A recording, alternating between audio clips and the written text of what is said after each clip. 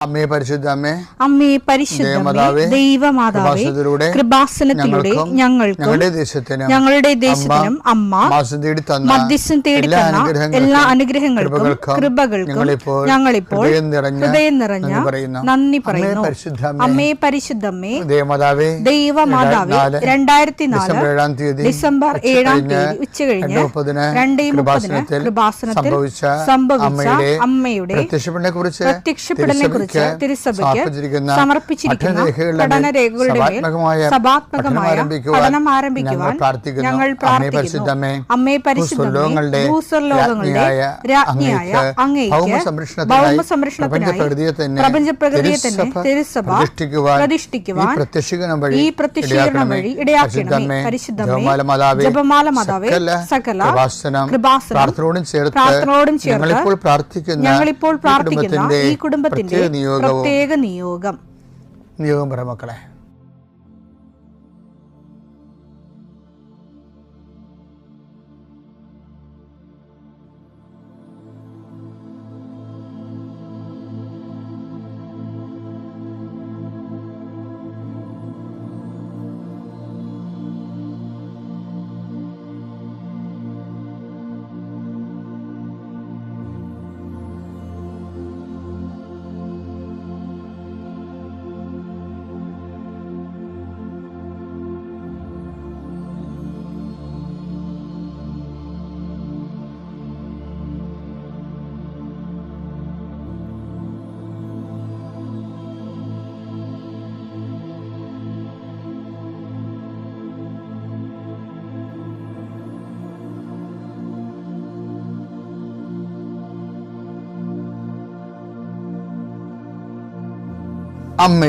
അമ്മയുടെ പ്രത്യക്ഷീകരണത്തിന്റെ ഈ അനുഗ്രഹവേളയിൽ ഞങ്ങൾക്ക് സാധിച്ചു തരുവാൻ കനിയണമേ. ആമേൻ. വിശ്വാസ പ്രമാണം. സർവശക്തനായ പിതാവും ആകാശത്തിന്റെയും ഭൂമിയുടെയും സൃഷ്ടാവുമായ ദൈവത്തിൽ ഞാൻ വിശ്വസിക്കുന്നു. അവിടുത്തെ ഏകപുത്രനും ഞങ്ങളുടെ കർത്താവുമായ ഈശോമിശിഹായിലും ഞാൻ വിശ്വസിക്കുന്നു.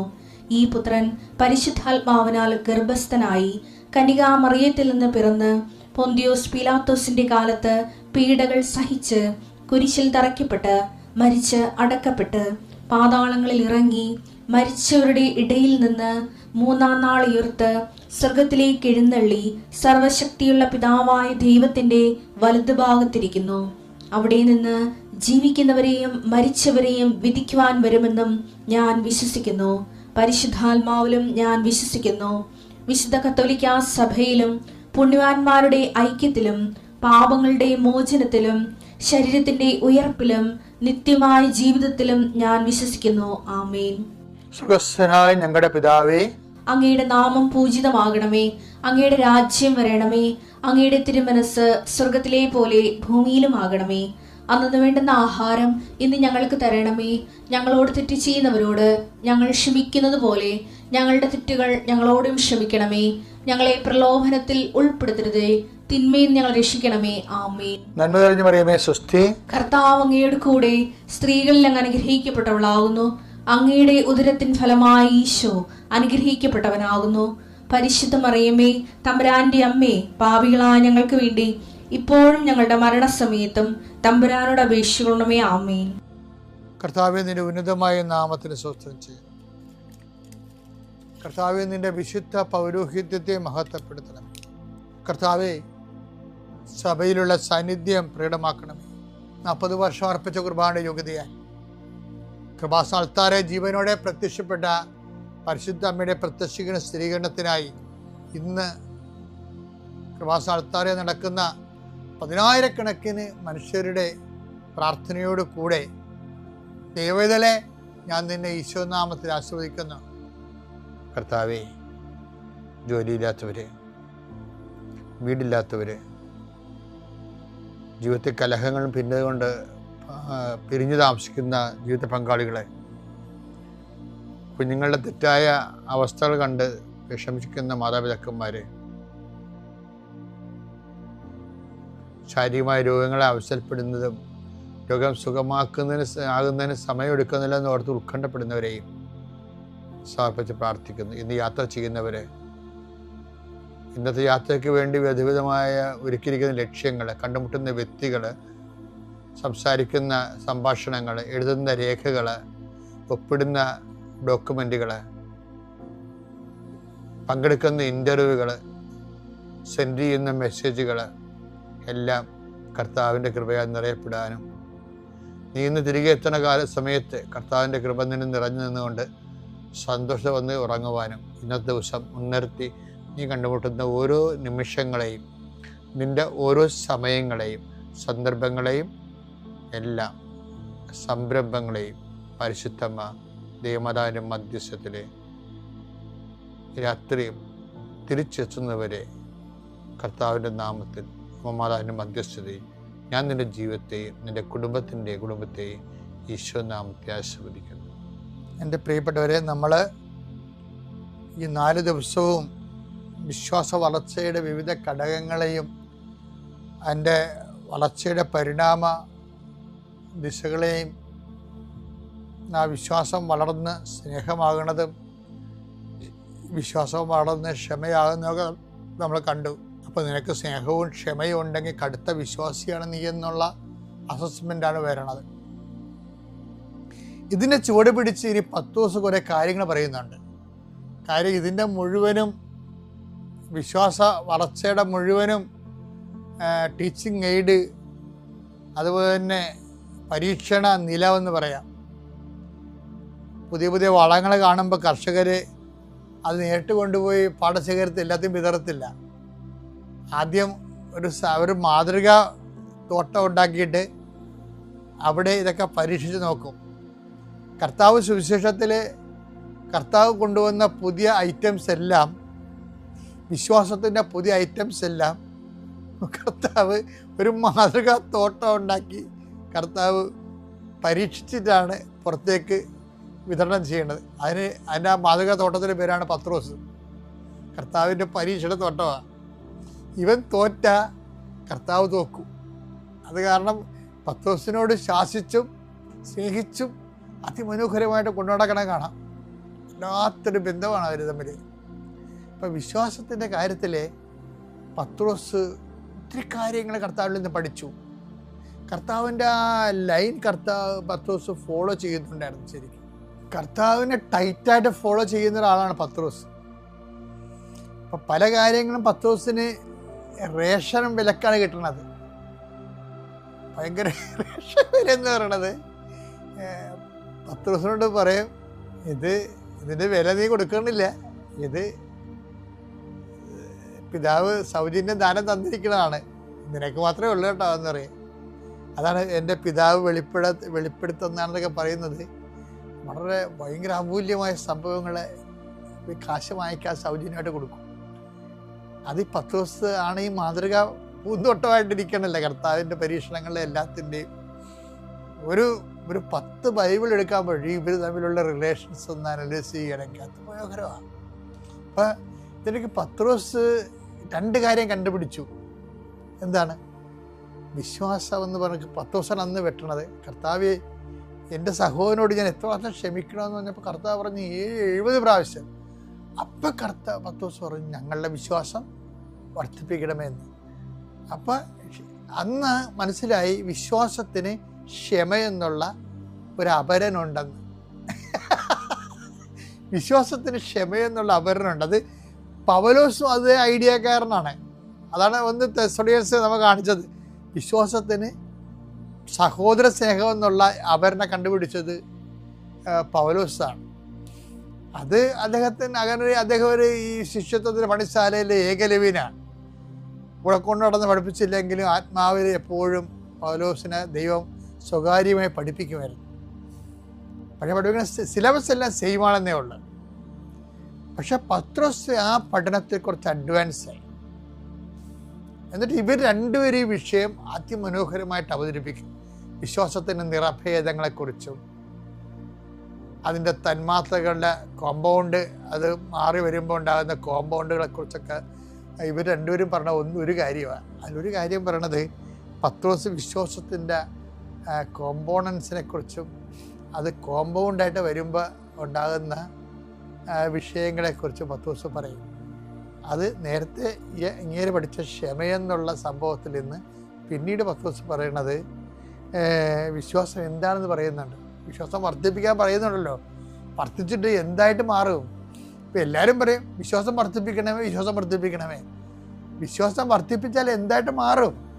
എന്ത് നമ്മളിൽ കാണുമ്പോഴാണ് വിശ്വാസം വർദ്ധിച്ചു എന്ന് നമ്മൾ മനസ്സിലാക്കണത്.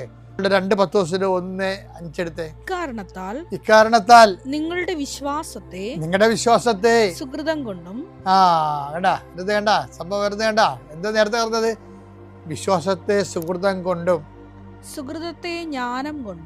സുകൃതത്തെ ജ്ഞാനം കൊണ്ടും ജ്ഞാനത്തെ ആത്മസംയമനം കൊണ്ടും ആത്മസംയമനത്തെ ക്ഷമ കൊണ്ടും ക്ഷമയെ ഭക്തി കൊണ്ടും ഭക്തിയെ സഹോദര സ്നേഹം കൊണ്ടും സഹോദര സ്നേഹത്തെ ഉപവി കൊണ്ടും സമ്പൂർണമാക്കാൻ നന്നായി ഉത്സാഹിക്കുവിൻ. വിശ്വാസം സമ്പൂർണ്ണമാക്കണമെങ്കിൽ അപ്പം എന്താണ് സമ്പൂർണ്ണമാക്കണത്? ശരിക്കും പറഞ്ഞാൽ വിശ്വാസമാണ് സമ്പൂർണ്ണമാക്കണത്. ഞങ്ങളുടെ വിശ്വാസത്തെ വർദ്ധിപ്പിക്കണമേ എന്ന് ഇവർ ലൂക്ക 17:5 പറഞ്ഞില്ലേ? ഈ വിശ്വാസം വർദ്ധിച്ചാൽ എങ്ങനെയാണ് ഇരിക്കണത്? അതെന്താണ്? ആദ്യം വിശ്വാസം വർദ്ധിക്കണത് എങ്ങനെയാണ്? വിശ്വാസത്തെ സുഹൃതം കൊണ്ടും. ഈ ഉടമ്പടിയിലൊക്കെ ഇത്രയും രാത്രിയും പകലും കൃപാസനത്തിൽ ആൾക്കാർ വരികയും ഉടമ്പടിയിൽ ആൾക്കാർ ജീവിക്കുകയും ചെയ്യുന്നതിൻ്റെ കാരണം ഈ വിശ്വാസത്തിൻ്റെ ജീവിത കളരിയിൽ സുഹൃതങ്ങൾ ഒത്തിരി മനുഷ്യർ അഭ്യർത്ഥിക്കുന്നുണ്ട്. വീട്ടിലും നാട്ടിലും അപരിചിതമായ മേഖലകളിലും എല്ലാം വിശ്വാസത്തിന് സാക്ഷ്യം വഹിച്ചുകൊണ്ട് കൃപാവര പ്രവൃത്തികൾ ചെയ്തുകൊണ്ട് വിശ്വാസത്തെ ഇവർ വളർത്തിയെടുക്കുകയാണ്. അപ്പോൾ നമ്മൾ നേരത്തെ ദിവസങ്ങളിൽ കണ്ടത് എന്താണ്? വിശ്വാസത്തിൻ്റെ അപരന്മാരെന്തൊക്കെയാണ്?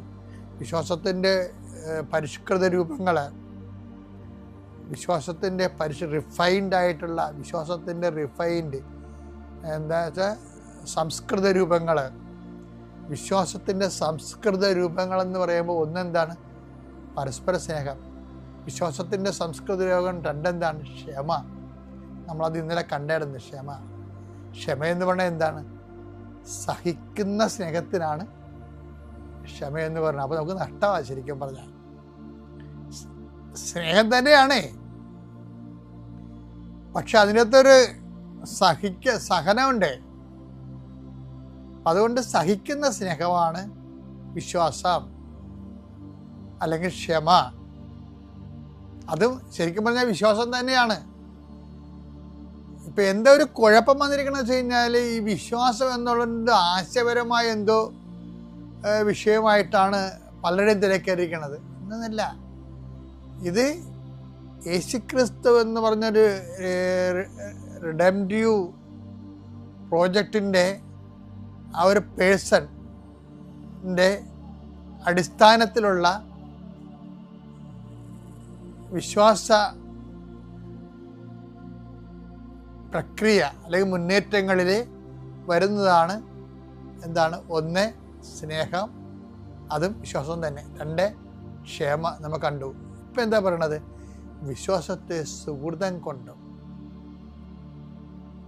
സുഹൃതം എന്ന് പറഞ്ഞു കഴിഞ്ഞാൽ സൽപ്രവൃത്തികൾ അല്ലെങ്കിൽ കൃപാവര പ്രവൃത്തികൾ. പിന്നെന്താ? വിശ്വാസത്തെ സുഹൃതം കൊണ്ടും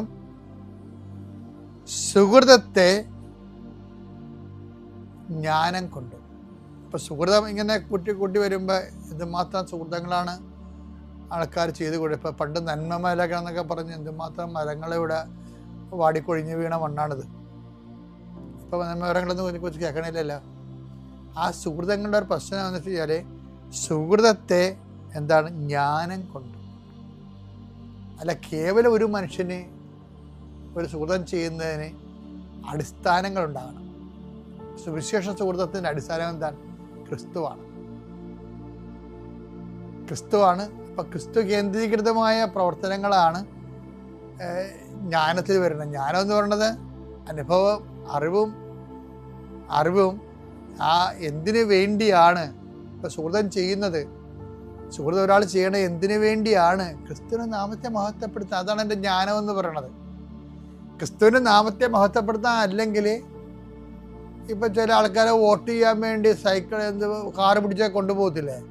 വോട്ട് ചെയ്ത് കഴിയുമ്പോൾ പിന്നെ ആ കാറും ഉണ്ടാകത്തില്ല, സൈക്കിളും ഉണ്ടാകത്തില്ല. അങ്ങനെ സുഹൃത്തം ചെയ്യുന്ന ആൾക്കാരില്ലേ നാട്ടിൽ? അതുപോലെ ജ്ഞാനമില്ല അതിൻ്റെ അകത്ത്.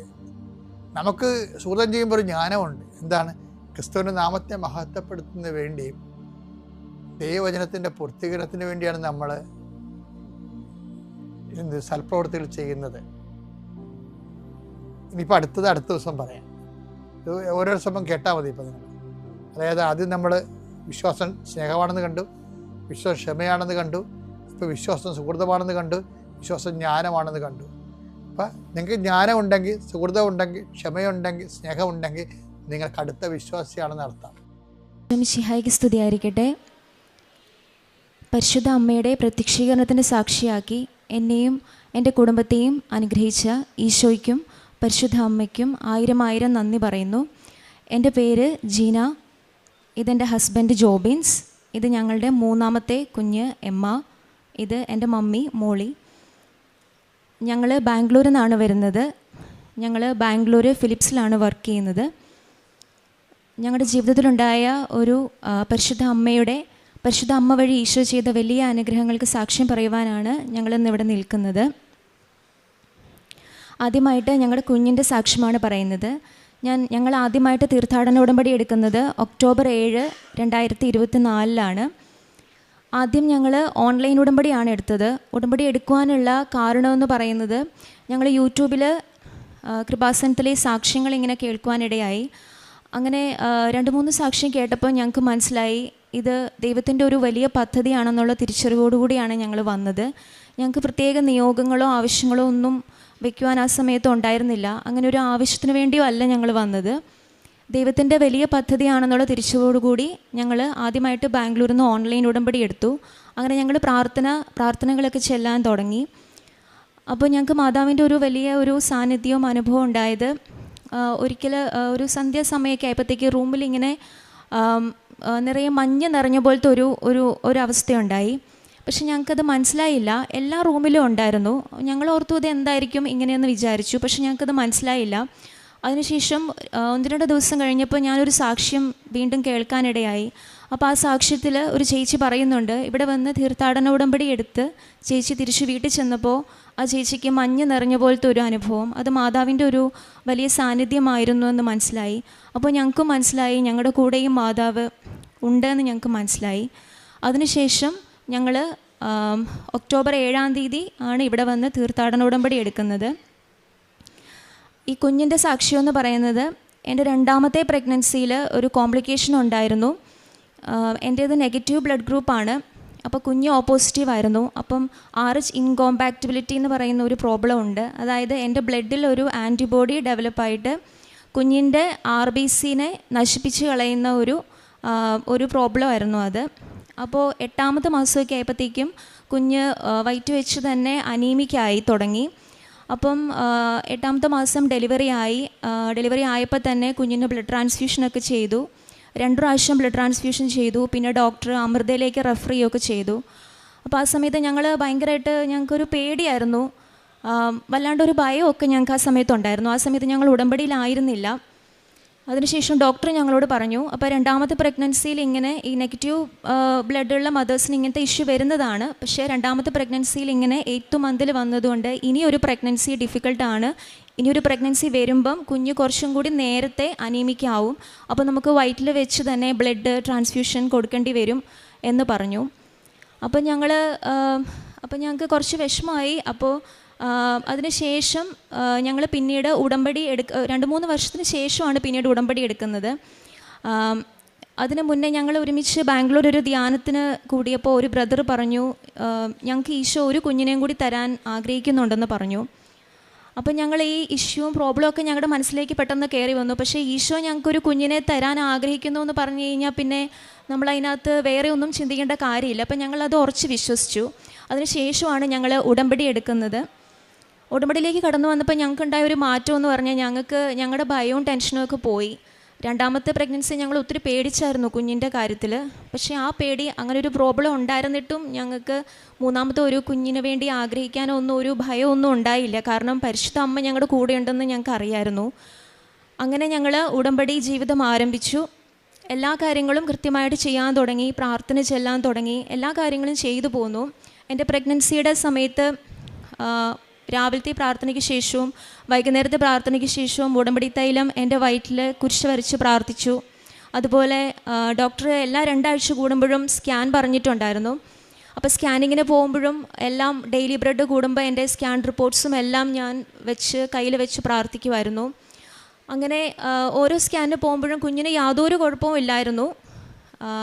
ഈ കുഞ്ഞ്, എൻ്റെ 2ാമത്തെ കുഞ്ഞ് 8ാമത്തെ മാസത്തിലാണ് ഇങ്ങനെ ചെറിയ രീതിയിൽ അനീമിക്കാൻ തുടങ്ങിയത്. പക്ഷേ 3ാമത്തെ കുഞ്ഞിന് ഒരു പ്രോബ്ലം ഉണ്ടായിരുന്നില്ല. അപ്പോൾ അങ്ങനെ 33ാമത്തെ ആഴ്ച ആയപ്പോഴത്തേക്കും ഡോക്ടർ പറഞ്ഞു, ജീന ചിലപ്പം കുഞ്ഞ് O നെഗറ്റീവ് തന്നെ ആയിരിക്കും, എൻ്റെ അതേ ഗ്രൂപ്പ് തന്നെ ആയിരിക്കും. അപ്പോൾ അങ്ങനെ സെയിം ഗ്രൂപ്പ് ആണെങ്കിൽ അങ്ങനെ ഒരു റിയാക്ഷൻ നടക്കില്ല. അപ്പോൾ ഞങ്ങൾ ഓർത്തു ശരിയായിരിക്കും, ഈശോ ഞങ്ങൾക്ക് നെഗറ്റീവ് ബ്ലഡുള്ള ഒരു കുഞ്ഞിനെ ആയിരിക്കും തന്നത്, ഒരു പ്രോബ്ലം ഉണ്ടാകാതിരിക്കാൻ. അങ്ങനെ ഞങ്ങൾ വിചാരിച്ചു. അങ്ങനെ 35ാമത്തെ ആഴ്ച ഞാൻ നാട്ടിൽ ഡെലിവറി ഇവിടെയായിരുന്നു. അപ്പം നാട്ടിൽ വന്നപ്പോൾ ഡോക്ടർ ഞങ്ങളോട് ചോദിച്ചു, 2ാമത്തെ പ്രഗ്നൻസിയിൽ ഇങ്ങനെ കോംപ്ലിക്കേഷൻ ഉണ്ടായിരുന്നു, പിന്നെ നിങ്ങൾ എന്തിനാണ് 3ാമത്തേതും, അത് ഒന്നും കൂടെ റിസ്ക് അല്ലേ എന്നൊക്കെ ചോദിച്ചു. ഡോക്ടറും പറഞ്ഞു മിക്കവാറും കുഞ്ഞ് O നെഗറ്റീവ് തന്നെ ആയിരിക്കും, അതുകൊണ്ടാണ് റിയാക്ഷൻ ഉണ്ടാകാത്തതെന്ന്. അങ്ങനെ 37ാമത്തെ ആഴ്ച 9ാമത്തെ മാസത്തിൽ തന്നെയാണ് എൻ്റെ 3ാമത്തെ ഞങ്ങളുടെ മോളുണ്ടാകുന്നത്. ഒരു കോംപ്ലിക്കേഷനും ഇല്ലാത്ത നോർമൽ ഡെലിവറിയിലാണ് കുഞ്ഞുണ്ടായത്. കുഞ്ഞ് വളരെ ഹെൽത്തി ആയിട്ടാണ് ഉണ്ടായത്. കുഞ്ഞിൻ്റെ ബ്ലഡ് ഗ്രൂപ്പ് O പോസിറ്റീവാണ്. അപ്പം ഈ ഹോസ്പിറ്റലിൽ അഡ്മിറ്റ് ആവുന്നതിന് മുമ്പ് ഞാൻ ഡെയിലി ബ്രെഡ് പ്രാർത്ഥന കൂടിയപ്പം ഞാൻ പരിശുദ്ധ അമ്മയോട് പറഞ്ഞു, അമ്മയെ ഡോക്ടർ പറഞ്ഞത് ഞങ്ങളുടെ കുഞ്ഞ് O നെഗറ്റീവ് ആണെന്നാണ് ഡോക്ടർ പറഞ്ഞത്. പക്ഷേ ഈ കുഞ്ഞ് O പോസിറ്റീവ് ആകുവാണെങ്കിൽ ഇത് ഈശോയുടെ വലിയൊരു പ്രവൃത്തിയാണ്, എനിക്ക് ഈശോയെ കൂടുതൽ ഈ അൾത്താരയിൽ വന്ന് മഹത്വപ്പെടുത്താൻ പറ്റും എന്ന് ഞാൻ വെറുതെ അമ്മയോട് പറഞ്ഞതാണ്. അങ്ങനെ പ്രാർത്ഥിച്ചൊന്നുമില്ല, അങ്ങനെ ഞാൻ പറഞ്ഞു. അതുപോലെ തന്നെ എൻ്റെ കുഞ്ഞ് O പോസിറ്റീവാണ്. കുഞ്ഞ് ജനിച്ചു കഴിഞ്ഞ് കുഞ്ഞിൻ്റെ DCT ടെസ്റ്റ് ചെയ്തപ്പം അത് പോസിറ്റീവാണ്. എന്ന് പറഞ്ഞാൽ എൻ്റെ ശരീരത്തിലെ ബ്ലഡിലെ ആൻറ്റിബോഡി കുഞ്ഞിൻ്റെ ബ്ലഡിലും ഉണ്ട്, പക്ഷേ റിയാക്ഷൻ ഒന്നും നടന്നിട്ടില്ല. അപ്പോൾ അങ്ങനെ ഒരു കുഴപ്പവുമില്ലാതെ ഞങ്ങളുടെ കുഞ്ഞിനെ ഈശോ ഞങ്ങൾക്ക് പരിശുദ്ധ അമ്മ വഴി ഞങ്ങൾക്ക് തന്നു. അതിന് പരിശുദ്ധ അമ്മയ്ക്കും ഈശോയ്ക്കും ഒരുപാട് നന്ദി പറയുന്നു. അതുപോലെ തന്നെ ഡെലിവറിയുടെ സമയത്താണെങ്കിലും ഉടമ്പടി കാശുരൂപം എൻ്റെ കൂടെ ഉണ്ടായിരുന്നു. എനിക്ക് ഹോസ്പിറ്റലിൽ അത് അനുവദിക്കുമോ എന്ന് എനിക്ക് അറിയില്ലായിരുന്നു. പക്ഷേ ഞാൻ അഡ്മിറ്റായ സമയത്ത് എൻ്റെ കഴുത്തിലൊരു ബന്ധിങ്ങത്തിൽ ഉടമ്പടി കാശുരൂപം ഞാൻ പിൻ ചെയ്ത് വെച്ചു. അപ്പോൾ അമ്മ എൻ്റെ കൂടെ ഉണ്ടായിരുന്നു. ഡെലിവറി ഒന്നും എല്ലാം പെട്ടെന്ന് കഴിഞ്ഞു, ഒരു കുഴപ്പവും ഇല്ലായിരുന്നു. എല്ലാം ഡെലിവറിക്ക് ശേഷം പിന്നെ കുഞ്ഞ് DCT പോസിറ്റീവ് ആയതുകൊണ്ട് ആൻറ്റിബോഡി റിയാക്ഷൻ ചെറുതായിട്ട് അതിന് ശേഷം ഉണ്ടായി. പക്ഷേ അതൊന്നും കോംപ്ലിക്കേഷൻ ഒന്നും ഇല്ലാതെ തന്നെ ഒരു 2 ആഴ്ചയ്ക്കുള്ളിൽ എല്ലാം സോൾവായി. ഞങ്ങളുടെ പൂർണ്ണ ആരോഗ്യത്തോടെ ഞങ്ങൾക്ക് ഞങ്ങളുടെ 3ാമത്തെ കുഞ്ഞിനെ ലഭിച്ചു. 3ാമത്തെ കുഞ്ഞ് വയറ്റിൽ വെച്ച് തന്നെ പ്രോബ്ലം ആയിരിക്കുമെന്ന് പറഞ്ഞ സമയത്ത് ഒരു കുഴപ്പവും കൂടാതെ ഈശോ പരിശുദ്ധ അമ്മ വഴി ഞങ്ങൾക്ക് 3ാമത്തെ ഞങ്ങളുടെ കുഞ്ഞിനെ തന്ന് അനുഗ്രഹിച്ചു. ഞങ്ങളുടെ കുഞ്ഞിൻ്റെ പേര് എമ്മ എന്നാണ്. ഇതാണ് ഞങ്ങളുടെ ആദ്യത്തെ സാക്ഷ്യം. 2ാമത്തെ സാക്ഷ്യം എൻ്റെ ഹസ്ബൻഡ് ജോലിയുടെ ഒരു സാക്ഷ്യമാണ്, അത് ഹസ്ബൻഡ് പറയും. ഈശോ മിശിഹായ്ക്ക് സ്തുതിയായിരിക്കട്ടെ. എൻ്റെ പേര് ജോബിൻസ്, ഞാൻ ഫിലിപ്സിലാണ് വർക്ക് ചെയ്യുന്നത്. അപ്പോൾ എൻ്റെ ജോലിയിലുണ്ടായ മാറ്റം എന്താണെന്ന് വെച്ച് കഴിഞ്ഞാൽ, ഞാൻ ഭയങ്കര സ്ട്രെസ്സുള്ള ഒരു ഡിപ്പാർട്ട്മെൻറ്റിലായിരുന്നു വർക്ക് ചെയ്തുകൊണ്ടിരുന്നത്. അപ്പോൾ ഒന്നിനും സമയം കിട്ടാറില്ല, എപ്പോഴും സ്ട്രെസ്സായിരിക്കും, എപ്പോഴും എസ്കലേഷൻസ് എപ്പോഴും ഉണ്ടായിക്കൊണ്ടിരിക്കും. അപ്പോൾ അത് കാരണം ഉടമ്പടി എടുത്തതിന് ശേഷം എനിക്ക് സ്ട്രെസ് അത്ര അനുഭവപ്പെട്ടിട്ടില്ല. എപ്പോഴും ഒരാൾ എന്നെ വാച്ച് ചെയ്യുന്നുണ്ടെന്നൊരു തോന്നലാണ് എനിക്ക് എപ്പോഴും. എങ്ങോട്ട് പോകുമ്പോഴും ഓഡിറ്റുകളും എപ്പോഴും വന്നു കഴിഞ്ഞാലും ഇങ്ങനെ മുമ്പൊക്കെ ഹൃദയം ഇങ്ങനെ ഇടിച്ചുകൊണ്ടിരുന്നു. അത് കഴിഞ്ഞ് ഉടമ്പടി എടുത്തതിന് ശേഷം ഒരാൾ എപ്പോഴും കൂടെയുണ്ടെന്നുള്ളൊരു ബോധ്യം കൂടെ ഉണ്ട്. പിന്നെ എന്ത് പ്രശ്നം വന്നു കഴിഞ്ഞാലും കർത്താവുണ്ടല്ലോ എന്നൊരു ആത്മവിശ്വാസം എപ്പോഴും വന്നു തുടങ്ങി. അതുപോലെ തന്നെ ഈ ജോലി സമയം കിട്ടാത്തത് കാരണം ഞാൻ ഈശോയോട് പറഞ്ഞിരുന്നു എനിക്കൊരു ജോലിയിലൊരു മാറ്റം വേറെ ഡിപ്പാർട്ട്മെൻറ്റിലേക്ക് തരുന്നത്. അപ്പോൾ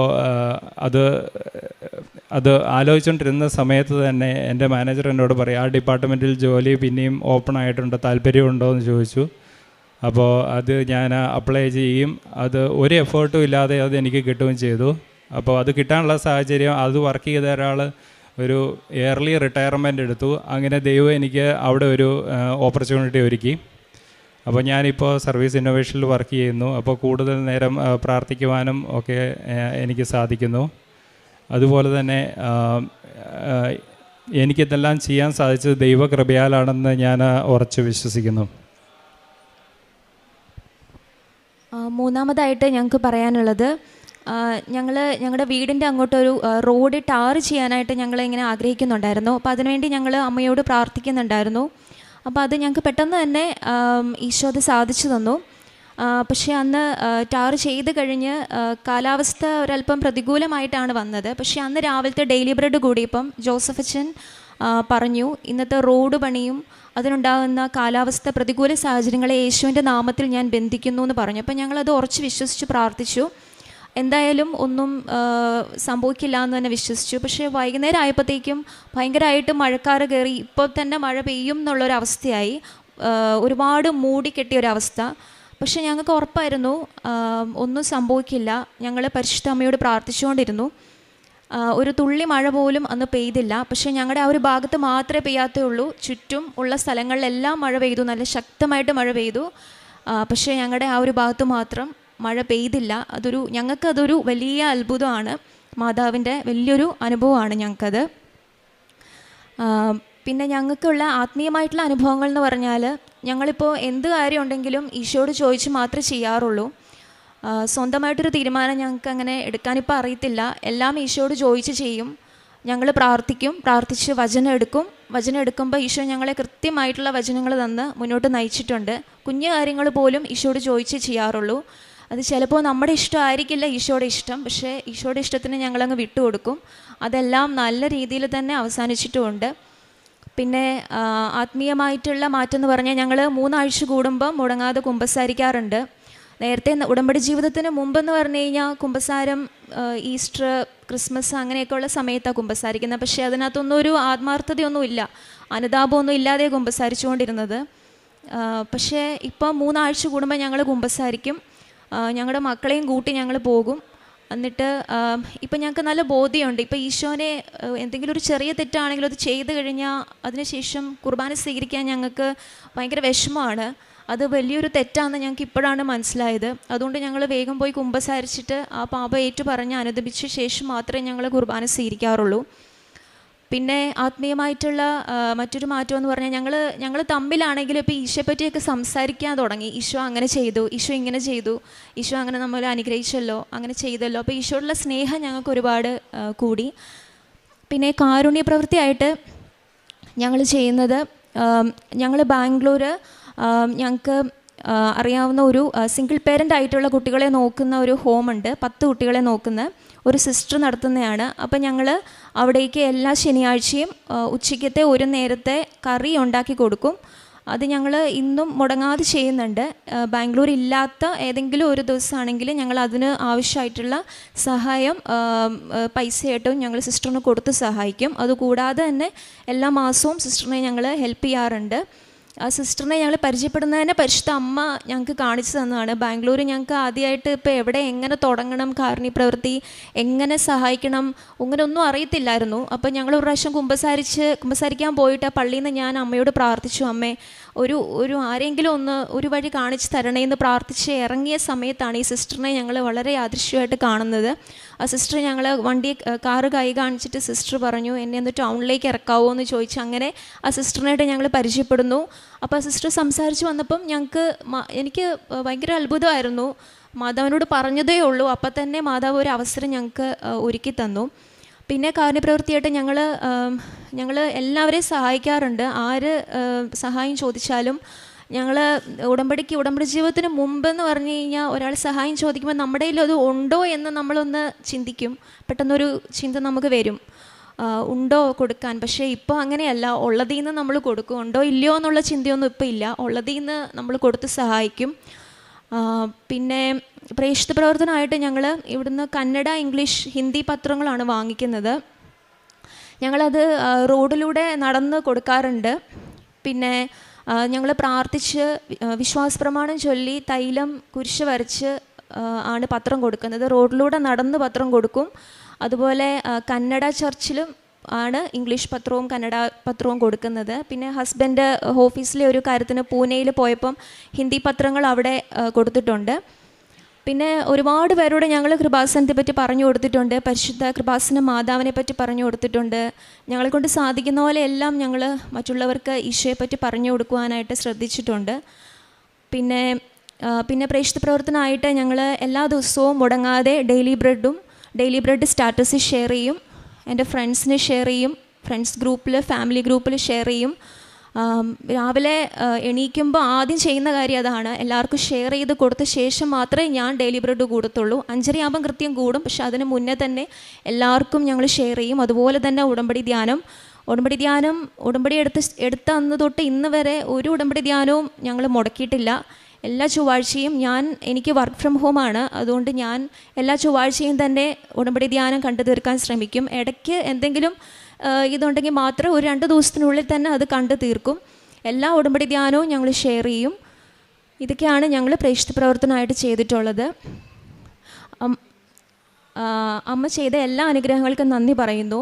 നിത്യരക്ഷ ലക്ഷ്യമാക്കിയുള്ള ഈ ഒരു ജീവിതത്തിൽ പരിശുദ്ധ അമ്മയുടെ കൈ പിടിച്ച് ഞങ്ങളുടെ ജീവിതത്തിലെ കുറവുകളെല്ലാം ഞങ്ങൾ തിരുത്തി ജീവിതം മെച്ചപ്പെടുത്തി ഈശോയെ കൂടുതൽ സ്നേഹിച്ച് ഞങ്ങൾ ഈ ഉടമ്പടി ജീവിതം തുടരുകയാണ്. ഈശോയ്ക്കും മാതാവിനും 1000 അലക്സ്. ഇത് ഞങ്ങളുടെ വാവ റെയിലിൻ മറിയം അലക്സ്. ഇന്ന് ഈ അൾത്താരയിൽ നിൽക്കാൻ ഉള്ള അനുഗ്രഹം തന്നതിന് അമ്മ മാതാവിനും ഈശോയ്ക്കും 1000 നന്ദി.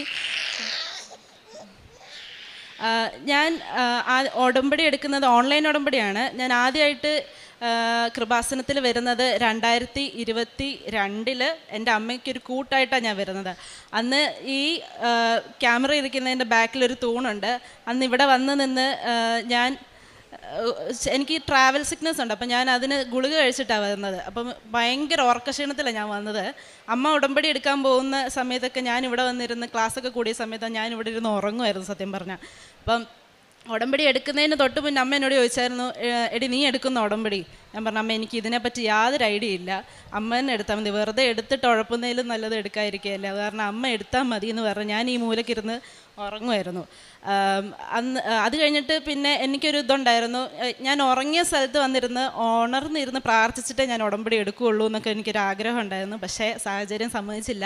2023 ഞങ്ങൾ കാനഡയിലായിരുന്ന സമയത്ത് ഞാൻ ആദ്യമായിട്ട് ഓൺലൈൻ ഉടമ്പടി എടുക്കുന്നത് ജൂൺ മാസത്തിലായിരുന്നു. അതുകൊണ്ട് എടുക്കാനുള്ള സാഹചര്യം എന്തായിരുന്നെന്ന് വെച്ചാൽ, ജൂൺ മാസം 2023 ഞാൻ ആദ്യമായിട്ട് കൺസീവ് ആയത് ഞങ്ങളൊരു കുഞ്ഞിന് പ്രിപ്പയർഡ് ആയിരുന്നോ എന്ന് ചോദിച്ചാൽ ഞങ്ങൾ പ്രാർത്ഥിച്ചൊരുങ്ങി ഇരിക്കുന്ന സമയമൊക്കെ ആയിരുന്നു. പക്ഷേ ഞങ്ങൾക്ക് ആ സമയത്ത് ഒരു കുഞ്ഞ് വരും എന്ന് ഞങ്ങൾ ഒട്ടും പ്രതീക്ഷിക്കാത്ത സമയത്താണ് ഞാൻ ആദ്യമായിട്ട് കൺസീവ് ആയെന്ന് ഞാൻ അറിയുന്നത്.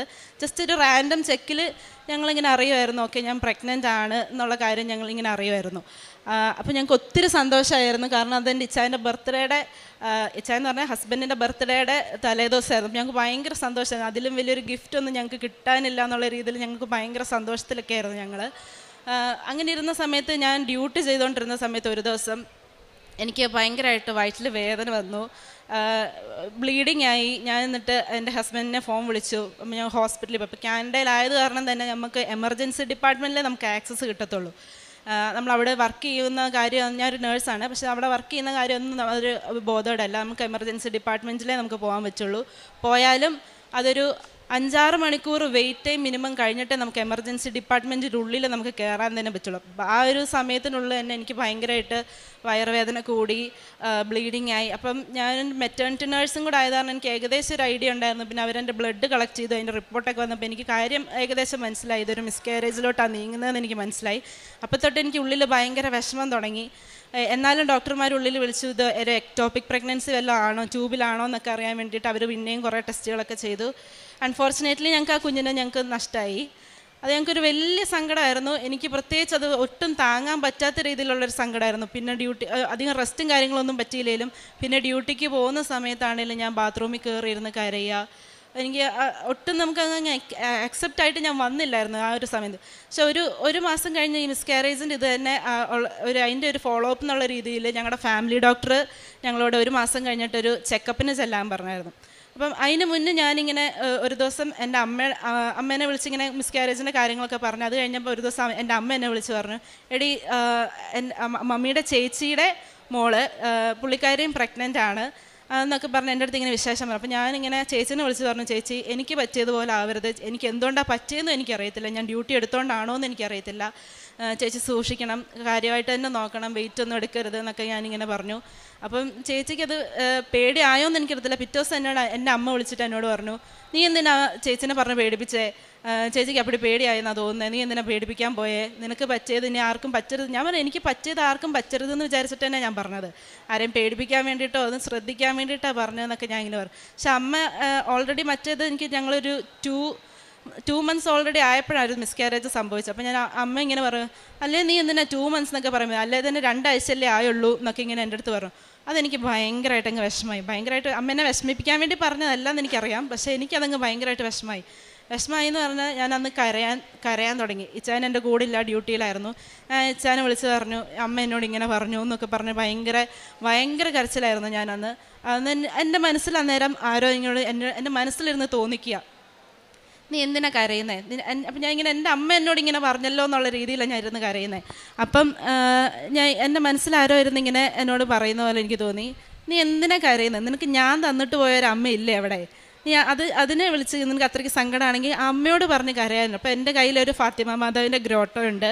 ഫാത്തിമ മാതാവിൻ്റെ ഗ്രോട്ടോ ഉണ്ടെങ്കിലും ഞാൻ ജപമാല ഒന്നും ചൊല്ലി അങ്ങനെ പ്രാർത്ഥിക്കാത്ത ഒരാളായിരുന്നു. മാതാവിനെ ഇഷ്ടമില്ലാഞ്ഞിട്ടല്ല, പക്ഷെ എനിക്ക് ഭയങ്കര മടിയാണ് ജപമാല ചെല്ലാൻ, ഞാനങ്ങനെ ചെല്ലാറില്ലാത്ത ഒരാളായിരുന്നു. അപ്പം ഞാൻ ആ മാതാവിനെ, എൻ്റെ കയ്യിലുണ്ടായിരുന്ന ഗ്രോട്ടോ ഉണ്ട് മാതാവിനെ കെട്ടിപ്പിടിച്ചിരുന്ന് ഞാൻ കരഞ്ഞെന്ന് പറഞ്ഞാൽ എൻ്റെ കണ്ണിൽ ഓരോ ഞരമ്പിലും ചോര വന്ന രീതിയിൽ ഞാൻ അങ്ങനെ ഇരുന്ന് കരഞ്ഞു. അപ്പം എന്നോട് ഇച്ചായി വിളിച്ച് പറഞ്ഞു, നീ പേടിക്കണ്ട, സങ്കടപ്പെടുകയൊന്നും വേണ്ട, നമുക്ക് സമയമാകുമ്പം മാതാവ് ഈശോയും തരും, നീ പേടിക്കണ്ട എന്നൊക്കെ. അത് കഴിഞ്ഞ് ഞാൻ ഓൺലൈൻ ഉടമ്പടി എടുത്തു. ആ മാസം തന്നെ ഓൺലൈൻ ഉടമ്പടി എടുത്ത് ഒരു 2-3 ദിവസം കഴിഞ്ഞപ്പോൾ ഞാൻ സ്വപ്നം കാണുകയാണ്, എനിക്ക് പകരം ആരോ ഒരു പ്രഗ്നൻസി ടെസ്റ്റ് എനിക്ക് വേണ്ടി ടെസ്റ്റ് ചെയ്തപ്പോൾ ഞാൻ സാമ്പിൾ കൊടുത്ത് തന്നെ ആരോ ടെസ്റ്റ് ചെയ്തിട്ട് എൻ്റെ അടുത്ത് വന്ന് പറയുവാണ്, കൺഗ്രാജുലേഷൻസ്, പ്രഗ്നൻസി പോസിറ്റീവ് ആണ്. പക്ഷെ ഞാനത് കാര്യമാക്കിയില്ലെന്ന് മാത്രമല്ല, ഞാൻ ഇച്ചാനോട് പോലും പറഞ്ഞില്ല ഇങ്ങനെ ഒരു സ്വപ്നം കണ്ടു എന്ന്. കാരണം ഞാൻ വിചാരിച്ചു, എൻ്റെ മനസ്സിൽ ഞാനിതിങ്ങനെ ആലോചിച്ച് കൊണ്ട് നടിക്കുന്ന കാരണം അങ്ങനെ കണ്ട സ്വപ്നമാണെന്നൊക്കെ ഞാൻ വിചാരിച്ചു. പക്ഷേ എന്നാലും ഒരു ദിവസം ഡ്യൂട്ടി കഴിഞ്ഞ് ഞാൻ തിരിച്ച് വന്നപ്പോഴത്തേക്കും, ഒരു സൺഡേ ഞാൻ വൈകിട്ട് ഡ്യൂട്ടി കഴിഞ്ഞ് തിരിച്ചിറങ്ങിയപ്പോഴത്തേക്കും ഞാൻ എൻ്റെ വയറിൽ കൈവച്ചിട്ട് പറഞ്ഞു, ഇച്ചായ ബേബി ഓൺ ദ ബോർഡ് എന്നിങ്ങനെ ചുമ്മാ പറഞ്ഞു.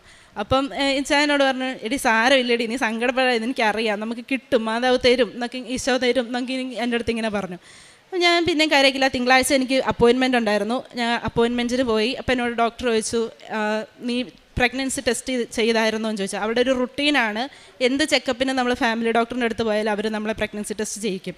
അപ്പം ഞാൻ വിചാരിച്ചു അതിൻ്റെ ആവശ്യമില്ല, കാരണം 1 മാസം പോലും ആകുന്നേ ഉള്ളൂ എൻ്റെ ഫസ്റ്റ് മിസ്കാരേജ് നടന്നിട്ട്. അപ്പം എനിക്ക് അങ്ങനെ ഒരു പ്രഗ്നൻ്റ് ആവുന്നൊരു ചിന്തയെ എൻ്റെ മനസ്സിലില്ല.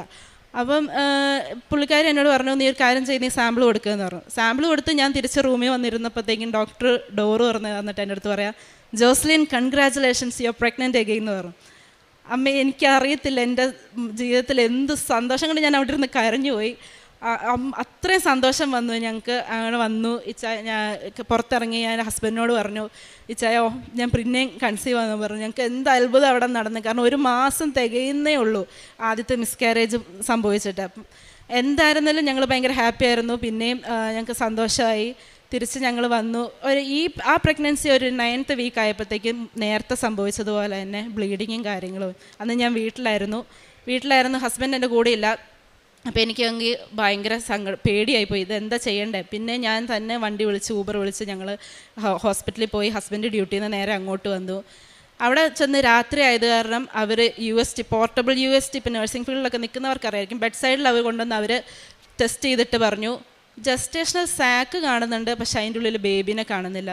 ഞാൻ പിന്നെയും തകർന്നു പോയി, ദൈവമേ നീ പിന്നെയും തിരിച്ചെടുക്കുവാണോ എന്നുള്ളത് ചോദിച്ചപ്പോൾ ഞാൻ നേരത്തെ പറഞ്ഞാൽ ഒരു മെറ്റേണിറ്റി നേഴ്സ് ആയതുകൊണ്ട് എൻ്റെ ബ്ലഡ് റിപ്പോർട്ട് കണ്ടപ്പോൾ എനിക്ക് കുറച്ചൊരു ഇതുണ്ടായിരുന്നു. ഇതെവിടെ എൻ്റെ HCG സ്റ്റിൽ ഹൈ ആയിരുന്നു. പിന്നെ ഇവരിങ്ങനെ പറഞ്ഞത് കാരണം എനിക്കൊരു പ്രതീക്ഷയും വെക്കാനും പറ്റുന്നില്ല. അങ്ങനെ ഇരുന്നപ്പോഴാണ് ഞാനൊരു ചേച്ചിയുടെ സാക്ഷ്യം, ബിൻസി എന്ന് പറഞ്ഞൊരു ചേച്ചിയുടെ സാക്ഷ്യം കാണുന്നത്. ആ ചേച്ചിയുടെ അനിയനെ തിരിച്ച് മരിച്ചു എന്നുള്ളിടത്തു നിന്ന് ചേച്ചിയുടെ അനിയനെ തിരിച്ച് കിട്ടിയത്. അപ്പോൾ എനിക്ക് പകുതി ജീവൻ വീണു. ഒന്നും പറ്റത്തില്ല, മാതാവ് തരും, ഈശോ തരും, ഇതിനെ ഒരു കുഴപ്പവും കൂടാതെ തരും എന്ന് എനിക്ക് നല്ല ഉറപ്പായിരുന്നു. അങ്ങനെ ഞങ്ങൾ ഇരുന്നപ്പോഴത്തേക്കും പിറ്റേ ദിവസം ആ ഡോക്ടർ തന്നെ ഞങ്ങളോട് പറഞ്ഞു, പിറ്റേ ദിവസം രാവിലെ വന്ന് ഇൻറ്റേർണൽ സ്കാനിങ് കൂടെ ചെയ്ത് നോക്കാമെന്ന് പറഞ്ഞു. അങ്ങനെ ഞാൻ പ്രാർത്ഥിച്ച് എൻ്റെ കൊന്തയിൽ കൃപാസന മാതാവിൻ്റെ ഒരു കാശ്രൂപാണ്, വെഞ്ചരിച്ച നമ്മുടെ ഉടമ്പടി കാശ്രൂപല്ല, സാധാ ഒരു കാശ്രൂപം എൻ്റെ കയ്യിലുണ്ടായിരുന്നു. അത് വെച്ച് ഞാൻ പ്രാർത്ഥിച്ചുകൊണ്ടിരുന്ന അവർ സ്കാൻ ചെയ്തതിൻ്റെ ഇടയിൽ ഞാൻ സ്കാനിങ് മെഷീൻ്റെ സൈഡിൽ കണ്ടു. ഞാൻ നേഴ്സായതുകൊണ്ട് എനിക്ക് കുറച്ചൊക്കെ അവിടെ ഇവിടെയൊക്കെ സ്കാനിങ് കാണുമ്പോൾ നമുക്ക് മനസ്സിലാവുന്ന കാരണം ഞാൻ ഇങ്ങനെ കണ്ടു, ഹാർട്ട് ബീറ്റ് 142 എന്നും പറഞ്ഞ് HR എന്ന് കണ്ടു. അപ്പോൾ എനിക്ക് എൻ്റെ ജീവൻ തിരിച്ചു കിട്ടി. എനിക്ക് മനസ്സിലായി എൻ്റെ കുഞ്ഞിന് കുഴപ്പമൊന്നുമില്ല. പക്ഷേ അത് കഴിഞ്ഞിട്ട് വന്ന റിപ്പോർട്ടിൽ എന്തൊക്കെയോ ഉണ്ടായിരുന്നു, യൂട്രസിൽ അവിടെ എന്തോ ഒരു ഹെമറ്റോമ ഉണ്ടെന്നോ എന്തൊക്കെയോ ഉണ്ടായിരുന്നു. അതൊന്നും ഞാൻ കാര്യമാക്കില്ല. എനിക്ക് ഉറപ്പായിരുന്നു, വിശ്വാസമായിരുന്നു എനിക്ക് എൻ്റെ കൊച്ചിനെ മാതാവ് ഒരു കുഴപ്പമില്ലാണ്ട് തിരിച്ചു തരുന്നു. അങ്ങനെ ഇരുന്ന് പിന്നെ ഞാൻ ഒരു ദിവസം രാത്രി സ്വപ്നം കാണുകയാണ്. ഒരു ദിവസം, അതായത് ഞങ്ങൾ രണ്ടുപേരും ഒരുമിച്ചാണ് സ്വപ്നം കാണുന്നത്, സെപ്പറേറ്റ് ആയിട്ട്. ഞാൻ സ്വപ്നം കാണുകയാണ്, എനിക്ക് ഞാൻ ഡെലിവറി കഴിഞ്ഞ് കിടക്കുന്നതിൻ്റെ ഇപ്പുറത്ത് വേറെ ബെഡിലൊരു ചേച്ചി, അതിൻ്റെ ഇപ്പുറത്ത് ഞാൻ. അപ്പോൾ എൻ്റെ അടുത്ത് സ്റ്റാഫ് വന്നിട്ട്, ഒരു നേഴ്സ് വന്നിട്ട് എൻ്റെ കയ്യിൽ ഒരു ബ്ലൂ കാർഡ് വെട്ടി ഗേൾ എന്നുള്ളൊരു കാർഡ് എനിക്ക് തരിക, ഗേൾ ബേബി ആന്നുള്ളൊരു കാർഡ്. അപ്പോൾ ഇവർക്ക് അന്നേരം ഒരു 10 വീക്ക് ആയതേ ഉള്ളൂ. അപ്പോൾ 10 വീക്കിൽ നമുക്ക് ജെൻഡർ അറിയാൻ പറ്റത്തില്ല പുറത്താണെങ്കിൽ കൂടി. അപ്പം ആ ഒരു 10ാമത്തെ ആഴ്ച തൊട്ട് എനിക്ക് നല്ല ഉറപ്പായിരുന്നു എൻ്റെ വയറ്റിലുള്ളത് ഒരു പെങ്കൊച്ച് തന്നെയാണ്. അത് കാരണം ഞങ്ങൾ അന്നേ തീരുമാനിച്ചു, ഇവൾ പുറത്ത് വരുമ്പോൾ ഞങ്ങൾ മാതാവിൻ്റെ പേര് മറിയം എന്നിടും, പേര് കൂട്ടിയിട്ട് ഞങ്ങൾ പേരിടത്തുള്ളൂ എന്ന്. അപ്പം അങ്ങനെ ഞങ്ങൾ അവൾക്ക് റെയ്ലിൻ മറിയം അലക്സ് എന്നാണ് പേരിട്ടിരിക്കുന്നത്. അത് കഴിഞ്ഞ് പിന്നെ എനിക്കുണ്ടായിരുന്നൊരു രണ്ടാമത്തെ ഒരു അനുഗ്രഹം എന്ന് പറഞ്ഞാൽ, ഒരു എക്സാം ഉണ്ട് നഴ്സിംഗ് ഫീൽഡിൽ നിൽക്കുന്നവർക്കറിയായിരിക്കും, വൺ ഓഫ് ദി ടഫസ്റ്റ് നഴ്സിംഗിലെ കോമ്പറ്റേറ്റീവ് എക്സാം ഒന്നാണ് NCLEX എന്ന് പറഞ്ഞ എക്സാം. ആ എക്സാം പാസ്സാവുക എന്ന് പറയുന്നത് തന്നെ ഒരു വലിയ കാര്യമാണ്, കാരണം അത്രയും ടഫാണ്. അപ്പോൾ അതിന് എലിജിബിലിറ്റി കിട്ടുക എന്നുള്ളത് ആകെ 2 വർഷത്തേക്ക് ഞാൻ നിൽക്കുന്ന പ്രൊവിൻസിൽ അവർ എലിജിബിലിറ്റി കൊടുക്കത്തുള്ളൂ. അപ്പോൾ ഒരു കൊല്ലം ഓൾറെഡി ഡെലിവറിയും കാര്യങ്ങളും കോംപ്ലിക്കേഷനൊക്കെ ആയിട്ട് അതങ്ങ് പോയി. പിന്നൊന്ന് ഞാൻ ഡെലിവറി കഴിഞ്ഞ് എക്സാം എഴുതാം എന്നുള്ള കാര്യത്തിൽ പ്രിപ്പയർഡായി വന്നപ്പോൾ എൻ്റെ ചെയ്തുകൊണ്ടിരുന്ന ഇരുന്നൊരു അക്കൗണ്ട് ഉണ്ട്, ഇവരിങ്ങനെ നമ്മൾ രജിസ്റ്റർ ചെയ്യുന്ന ഒരു അക്കൗണ്ട്, ആ അക്കൗണ്ട് ഓൾറെഡി എക്സ്പയറി ആയി പോയി കഴിഞ്ഞപ്പോഴത്തേക്ക് എനിക്ക് ഭയങ്കര വിഷമമായി. നമ്മൾ ഓൾറെഡി മനസ്സുകൊണ്ടൊന്ന് പ്രിപ്പയർഡായി വന്നപ്പോഴത്തേക്ക് ഇത് പോയല്ലോ എന്ന് ഓർത്തപ്പം അപ്പോൾ ഞാനങ്ങ് ഭയങ്കരമായിട്ട് സങ്കടപ്പെട്ടു മാതാവിൻ്റെ അടുത്ത് പ്രാർത്ഥിച്ചു കഴിഞ്ഞപ്പോഴത്തേക്കും എൻ്റെ അടുത്ത് ഇങ്ങനെ കരഞ്ഞ് ഞാൻ മാതാവിൻ്റെ അടുത്ത് പ്രാർത്ഥിക്കും. അപ്പോൾ പ്രാർത്ഥിച്ച് കഴിഞ്ഞപ്പോൾ മാതാവ് പറഞ്ഞു, നീ ഒന്ന് അവരെ വിളിച്ച് സംസാരിച്ച് നോക്കുക, അവരെന്തെങ്കിലും പറയുമോ നമുക്കറിയാമല്ലോ. അവരെ വിളിച്ച് സംസാരിച്ചു, എന്തോ അവിടെ എൻ്റെ മെറിറ്റൊന്നും ഇല്ലാഞ്ഞിട്ടും ബൈ ഗോഡ് ഗ്രേസ് ആ അക്കൗണ്ട് എനിക്ക് അവർ റിക്കവറാക്കി തന്നു. അത് കഴിഞ്ഞ് ഞാൻ പിന്നെ എനിക്ക് സമയമില്ലാത്ത കാരണം ഞാൻ നാട്ടിൽ വന്നു, എക്സാമിന് പ്രിപ്പയർ ആവാൻ വേണ്ടി ഞാൻ നാട്ടിൽ വന്നതാണ്. കൊച്ചുള്ളത് കാരണം നമുക്കറിയാം, ഒരു കുഞ്ഞു കൊച്ച് 10 മാസം, അതിന് അമ്മേനെ വേണ്ട സമയമാണ്. അതിനെ ഇട്ടിട്ട് എനിക്ക് ഒത്തിരി കാര്യങ്ങളും ഇങ്ങനെ പ്രിപ്പയർ ചെയ്യാനും എനിക്ക് പറ്റുന്നില്ല. പക്ഷേ എന്നെക്കൊണ്ട് പറ്റുന്ന രീതിയിൽ ഓരോരുത്തർ NCLEXന് പ്രിപ്പയർ ചെയ്യുന്നത് 4000 ക്വസ്റ്റ്യൻ 3000 ക്വസ്റ്റ്യനൊക്കെ ചെയ്യും. ഞാൻ വെറും 800 സംതിങ് ക്വസ്റ്റ്യൻ ചെയ്തിട്ടാണ് ഞാൻ പോയത്, കാരണം എന്നെക്കൊണ്ട് അത്രയും പറ്റുന്നുണ്ടായിരുന്നുള്ളൂ. അപ്പം പഠിച്ചുകൊണ്ടിരുന്ന സമയത്ത് നമുക്ക് അസസ്മെൻറ്റ് ചെയ്യുമ്പോൾ എൻ്റെ ഹസ്ബൻഡിൻ്റെ അമ്മേനോട് ചോദിക്കും, മോനെ അസസ്മെൻ്റൊക്കെ ചെയ്തിട്ട് എങ്ങനെയുണ്ട്, വല്ലതും കിട്ടുമോ പ്രതീക്ഷ, അവരൊക്കെ പ്രതീക്ഷ വെച്ചിട്ടിരിക്കും. അപ്പം എന്നോട് ചോദിച്ചു എങ്ങനെയുണ്ട്. ഞാൻ ഒന്നേ അന്ന് പറഞ്ഞുള്ളൂ, അമ്മ അസസ്മെൻ്റൊക്കെ ചെയ്തിട്ട് കണക്കാ. പക്ഷേ ഒരു കാര്യം എനിക്ക് ഉറപ്പാണ്, ഞാൻ ഫെബ്രുവരി 6 മറ്റന്നാൾ ഞങ്ങൾ തിരിച്ചു പോവാം, ഫെബ്രുവരി 6 ഞാൻ തിരിച്ചു പോകുന്നതിന് മുന്നേ ഞാൻ 3 സാക്ഷ്യം പറഞ്ഞിട്ടേ പോവുള്ളൂ എന്ന് ഞാൻ പറഞ്ഞു. അതുപോലെ തന്നെ ആ എക്സാം എഴുതാൻ പോയി. ഇപ്പോൾ ആ എക്സാമിൻ്റെ ഒരു ഇതെന്ന് വെച്ചാൽ എൻ്റെ അമ്മ ഉടമ്പടിയിലായിരുന്നു, ഞാനും ഓൺലൈൻ ഉടമ്പടിയിലായിരുന്നു. അപ്പം ഉപ്പിട്ട് ആ എക്സാമിൻ്റെ ഓരോ സ്റ്റെപ്പിൽ ഓരോ പ്രോസസ്സിങ്ങിൻ്റെ കാര്യത്തിൽ ഞാൻ ഉപ്പിട്ട് ഡേറ്റ് എടുത്തപ്പോൾ തൊട്ടിട്ട് എക്സാം എഴുതുന്ന സമയം വരെ ഹാളിൽ വരെ ഞാൻ ഉപ്പിട്ട് പ്രാർത്ഥിച്ച് അങ്ങനെയായിരുന്നു ഞാൻ എക്സാം എഴുതി. പക്ഷേ എന്നിട്ടും എക്സാം എഴുതി കഴിഞ്ഞ് തിരിച്ച് വന്നപ്പോഴത്തേക്കും ഞങ്ങൾ ബാംഗ്ലൂരാണ് ഞാൻ എക്സാം എഴുതിയത്. എക്സാം എഴുതി കഴിഞ്ഞ് തിരിച്ച് വന്നപ്പോഴത്തേക്കും ഭയങ്കര പാടായിരുന്നു. ഞാനാണെങ്കിൽ ഡേറ്റ് ഇട്ട് പ്രാർത്ഥിക്കുകയൊക്കെ ചെയ്യായിരുന്നു. 2026 ജനുവരി 26 മുന്നേ എനിക്ക് NCLEX പാസ്സാവണം. ജനുവരി 26 എൻ്റെ ആദ്യ കുർബാന സ്വീകരിച്ച ദിവസമാണ്. അപ്പോൾ ആ ഡേ എനിക്ക് ഭയങ്കര സ്പെഷ്യലാണ്. അത് ആ ഡേറ്റിൽ തന്നെ എനിക്ക് പാസ്സാവണം എന്നൊക്കെ എനിക്ക് വലിയ ആഗ്രഹമായിരുന്നു. ആ ഡേറ്റിനുള്ളിൽ പാസ്സാവണം എന്ന് എനിക്ക് വലിയ ആഗ്രഹമായിരുന്നു. പക്ഷേ എക്സാം പാടായിരുന്നു. തിരിച്ച് റൂമിൽ വന്നപ്പോൾ എന്നോട് എൻ്റെ ഡാഡി ചോദിച്ചു എങ്ങനെ ഉണ്ടായിരുന്നു എക്സാം. ഞാൻ ആദ്യം പറഞ്ഞു എന്നോടൊന്നും ചോദിക്കണ്ട, പാടായിരുന്നു പരീക്ഷ, അതിനെക്കുറിച്ചൊന്നും എനിക്ക് പറയാനില്ല എന്നാണ് പറഞ്ഞത്. അപ്പം ഡാഡി പറഞ്ഞു സാരമില്ല പോട്ടെ, ഇതായിരിക്കത്തില്ല നമുക്ക് കിട്ടും എന്നുള്ള രീതിയിൽ ഡാഡി ഇങ്ങനെ പറഞ്ഞു. എന്നാലും പിന്നെയും എൻ്റെ ഡാഡി ചോദിക്കുന്നുണ്ട് എത്രാമത്തെ ക്വസ്റ്റ്യനിൽ ഓഫായി. 85ാമത്തെ ക്വസ്റ്റ്യനിൽ എൻ്റെ കമ്പ്യൂട്ടറൊക്കെ ഓഫായി. ജയിച്ചിട്ടാണോ ഓഫായത്, തോറ്റിട്ടാണോ ഓഫായതെന്നൊന്നും എനിക്ക് മനസ്സിലാവുന്ന പോലുമില്ലായിരുന്നു. അപ്പം അങ്ങനെ ഇരുന്ന് തിരിച്ച് ഞാൻ എയർപോർട്ടിലിരുന്നപ്പം തിരിച്ച് വരാൻ വേണ്ടി എയർപോർട്ടിലിരുന്ന് ഞാനിങ്ങനെ ആലോചിക്കും, ഡേറ്റ് ഇട്ട് പ്രാർത്ഥിച്ചിട്ടൊന്നും കാര്യമില്ല, എൻ്റെ കാര്യത്തിൽ ഇതൊന്നും നടക്കത്തില്ലായിരിക്കും, ചിലപ്പം ഇതിലും വലിയ ആവശ്യങ്ങളും അനുഗ്രഹങ്ങളൊക്കെ വേണ്ടവരും, അപ്പോൾ അങ്ങനെയുള്ള കാര്യങ്ങളൊക്കെ ഡേറ്റിട്ട് പ്രാർത്ഥിച്ചാലൊക്കെ നടക്കുകയുള്ളായിരിക്കും എന്നൊക്കെ വിചാരിച്ച് പിണങ്ങിയൊന്നുമില്ല. മാതാവിൻ്റെ അടുത്ത് പരിഭവം പറഞ്ഞില്ല. ഞാനിങ്ങനെ ഇരുന്ന് എൻ്റെ പൊട്ടബുദ്ധിയിലിരുന്ന് ആലോചിച്ചതാണ്. പക്ഷേ തിരിച്ച് ഫ്ലൈറ്റ് ഇറങ്ങി ഞങ്ങൾ തിരിച്ച് എയർപോർട്ടിൽ എത്തിയപ്പം ഫ്ലൈറ്റ് മോഡിൽ നിന്ന് ഫോൺ മാറിയപ്പം എനിക്ക് മെയിൽ വരുവാണ്. 2-3 ദിവസം കഴിയേണ്ട മെയിലാണ്. അന്ന് എനിക്ക് മെയിൽ വരുവാണ്, congratulations Joslin, we are informing that you have pass the NCLEX RN exam എന്നും പറഞ്ഞുകൊണ്ട്. അതെൻ്റെ ജീവിതത്തിൽ മറ്റൊരു വലിയൊരു അനുഗ്രഹമായിരുന്നു. ഞാൻ പ്രതീക്ഷിക്കാതെ വെറും 800 ക്വസ്റ്റ്യൻ ഈ കൊച്ചിനെ ഇട്ടിട്ട് ചെയ്തിട്ട് പോയത് മാതാവിൻ്റെ വലിയ അനുഗ്രഹവും ഉപ്പിട്ട് പ്രാർത്ഥിച്ചതും ഡേറ്റ് ഇട്ട് പ്രാർത്ഥിച്ചതിന് വലിയൊരു അനുഗ്രഹത്തിൽ നടന്ന ഒരു കാര്യമായിരുന്നു. മൂന്നാമത് എനിക്ക് പറയാനുള്ളത്, ഞങ്ങളുടെ വർക്ക് പെർമിറ്റ് ആദ്യം ഉണ്ടായിരുന്ന വർക്ക് പെർമിറ്റ് 2024 എക്സ്പയറി ആയി. അപ്പം അത് എക്സ്പയറി ആയി നമ്മൾ റിന്യൂ ചെയ്യുന്നതിന് മുന്നേ നമ്മുടെ ലൈസൻസും കാര്യങ്ങളൊക്കെ നമ്മൾ പുതുക്കണമായിരുന്നു. പക്ഷേ ഡ്രൈവിംഗ് ലൈസൻസ്, ഇച്ചാൻ്റെ ലൈസൻസ് എനിക്കില്ല. ഇച്ചാൻ്റെ ഡ്രൈവിംഗ് ലൈസൻസ് ഞങ്ങൾ ശ്രദ്ധിച്ചില്ല, അത് പുതുക്കിയില്ല. ഞങ്ങൾ 2024 ആദ്യം വർക്ക് പെർമിറ്റ് എക്സ്പയറി ആയി പോയി കഴിഞ്ഞ് നമ്മളത് വെക്കുന്നതിന് മുന്നേ ഇത് ശ്രദ്ധിക്കുന്നത്. അപ്പോൾ ഈ ഒരു വാലിഡ് ആയിട്ടൊരു വർക്ക് പെർമിറ്റ് ഇല്ലാണ്ട് അവർ ലൈസൻസ് പുതുക്കി തരത്തില്ല ഒരു പ്രൊവിൻസും. അപ്പം ഞങ്ങൾക്കത് വരെങ്കിൽ, കാരണം അവിടെ ഒരു ലൈസൻസ് നമുക്ക് വണ്ടി ഓടിക്കാൻ പറ്റിയില്ലെങ്കിൽ നമുക്ക് 15 മിനിറ്റ് ട്രാവൽ ചെയ്തതിൻ്റെ അടുത്ത് നമ്മൾ 2 മണിക്കൂർ ബസ്സിന് ട്രാവൽ ചെയ്തിട്ട് വേണ്ടി വരും പോകാൻ. അപ്പോൾ അത് ഇല്ലാത്ത കാര്യം നമുക്ക് ഭയങ്കര ബുദ്ധിമുട്ടാണ്. അപ്പോൾ അങ്ങനെ ഇരുന്നപ്പോഴത്തേക്ക് ഞാൻ അച്ഛനോട് പറഞ്ഞു, ഞാൻ ഓൺലൈൻ ഉടമ്പടിയിലാണ്. ഞാൻ പറഞ്ഞു, ഒരു ദിവസം ചൊവ്വാഴ്ചയായിരുന്നു, അച്ഛൻ്റെ ഓൺലൈൻ ഉടമ്പടി ധ്യാനം കൂടിക്കൊണ്ടിരിക്കാം. ഞാൻ പറഞ്ഞു, ഞാൻ കൂടിക്കൊണ്ടിരിക്കാം, ആ സമയത്ത് അച്ഛൻ പോയി അപ്ലൈ ചെയ്തിട്ട് വാ, കിട്ടിയാൽ കിട്ടട്ടെ, അത് നമുക്ക് തരും എന്നുള്ള രീതിയിൽ തന്നെ ഞാൻ പറഞ്ഞു. അപ്പം ആ സമയത്ത് പോയി ഞാൻ മുട്ടുകുത്തി നിന്ന് ഉടമ്പടി ധ്യാനം മുഴുവൻ കൂടി ആ 2 മണിക്കൂർ. അത് കൂടിക്കഴിഞ്ഞ് ധ്യാനം തീരുന്നതിന് മുന്നേ തന്നെ അച്ഛനെ വിളിച്ചു പറഞ്ഞു, നമുക്ക് എന്നെ കുട്ടാന്നാണ് അച്ഛൻ വിളിക്കുന്നത്, നമുക്ക് കിട്ടി, ലൈസൻസ് കിട്ടി. അതും 2 കൊല്ലത്തേക്ക് അവർ നീട്ടിക്കൊടുത്തു, ഒരു വാലിഡ് ആയിട്ടുള്ളൊരു വർക്ക് പെർമിറ്റ് ഇല്ലായിട്ടും കൂടെ. പിന്നെ ഒരു അനുഗ്രഹം കിട്ടിയെന്ന് പറയുകയാണെങ്കിൽ, ഞാൻ ലീവിന് നാട്ടിൽ വന്നപ്പോൾ തൊട്ട് എൻ്റെ വീട്ടിലെ ഗ്യാസ് മണക്കുന്നുണ്ട്. ഗ്യാസ് നന്നായിട്ട് മണക്കുന്നുണ്ട്. അപ്പം ഞാൻ അമ്മയോട് പറയുന്നുണ്ട്, അമ്മേ ഗ്യാസ് മണക്കുന്നുണ്ട്, കുറച്ച് നാളായിട്ട് ഞാൻ 2-3 ദിവസമായിട്ട് പറഞ്ഞു. അപ്പോൾ എന്നോട് പറയാം, നിൻ്റെ മൂക്കിൻ്റെ ആയിരിക്കും എന്നാണ് പറഞ്ഞത്. എൻ്റെ മൂക്കിൻ്റെ ആയിരിക്കും, പിന്നെ അല്ലെങ്കിൽ നീ അവിടുന്ന് വലിയ മണമൊന്നും ഇല്ലാണ്ട് ഇവിടെ വരുന്നതുകൊണ്ടാണ് നിനക്ക് മണം കാര്യങ്ങളൊക്കെ, എന്നെ ഇവരിങ്ങനെ കളിയാക്കുമായിരുന്നു. പക്ഷെ നമ്മുടെ ഇടവകയിലൂടെ ഇങ്ങനെ ഞങ്ങളുടെ ഫാത്തിമാതാവിൻ്റെ ഇടവകയായിരുന്നു. അപ്പം ഇടവകയിലൂടെ ഇങ്ങനെ മാതാവിൻ്റെ രൂപം ഓരോ വീടുകളിൽ കൂടെ പോകുന്ന ഒരു ഇതുണ്ടായിരുന്നു ഞങ്ങളുടെ അവിടെ. അപ്പം അങ്ങനെ ഞങ്ങളുടെ വീട്ടിലായിരുന്നു മാതാവ് ഇരിക്കുന്നത്. ഒരു ദിവസം ഹാളിൽ ഫ്രണ്ടിലിരുന്ന മാതാവിനെ ഞാൻ കൊണ്ടുപോയി സൈഡിലോട്ട് വെച്ച്, മാതാവ് നേരെ ഫേസ് ചെയ്തിരിക്കുന്ന അടുക്കളയിലോട്ടാണ്. അത് കാരണമൊക്കെ ആണോ എന്നറിയത്തില്ല, ആ ഗ്യാസ് മണക്കുന്നത് കുറേ നാൾ അങ്ങനെ നിന്നു, ഒരു 3-4 മാസം അങ്ങനെ നിന്നു.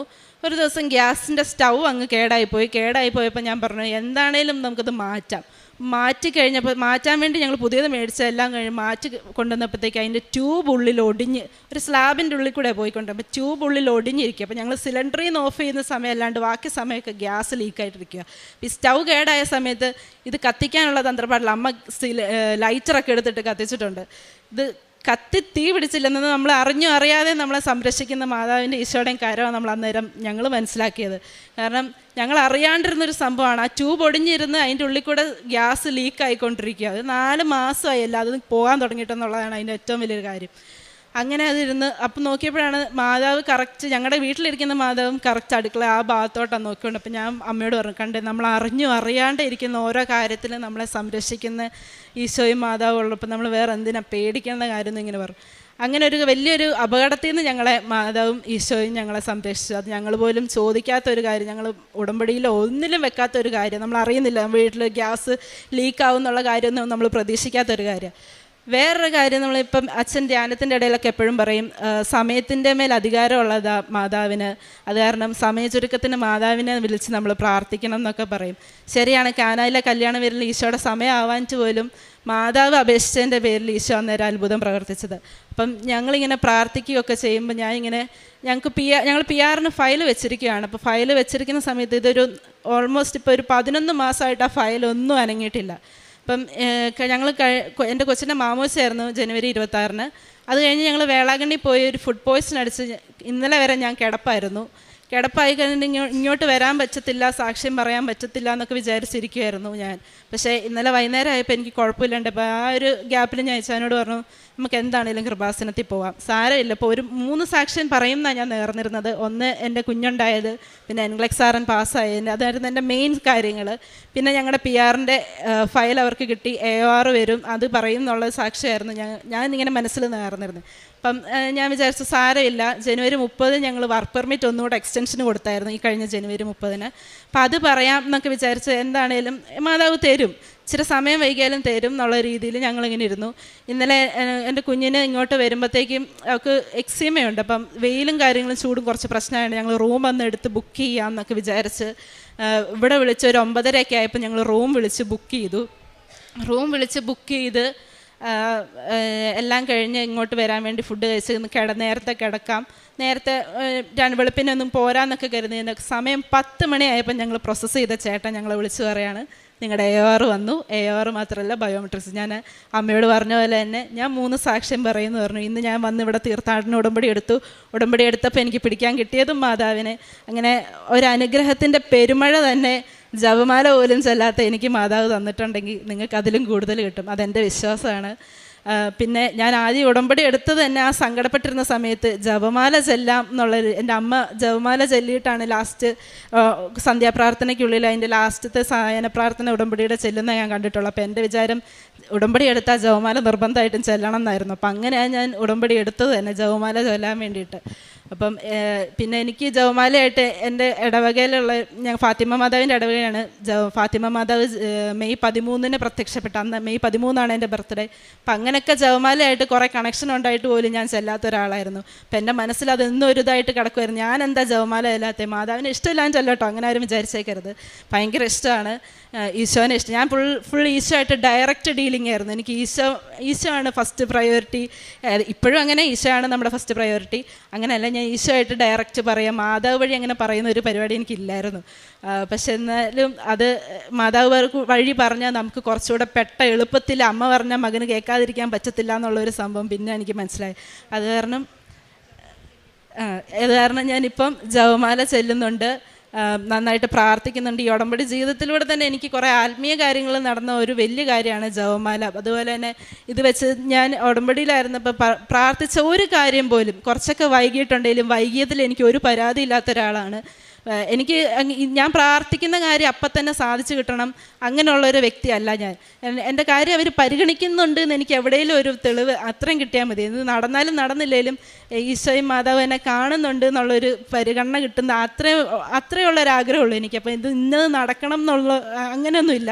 പക്ഷെ പ്രാർത്ഥിക്കുമ്പോൾ ഞാൻ ആഗ്രഹങ്ങളൊക്കെ വെക്കാറുണ്ടായിരുന്നു.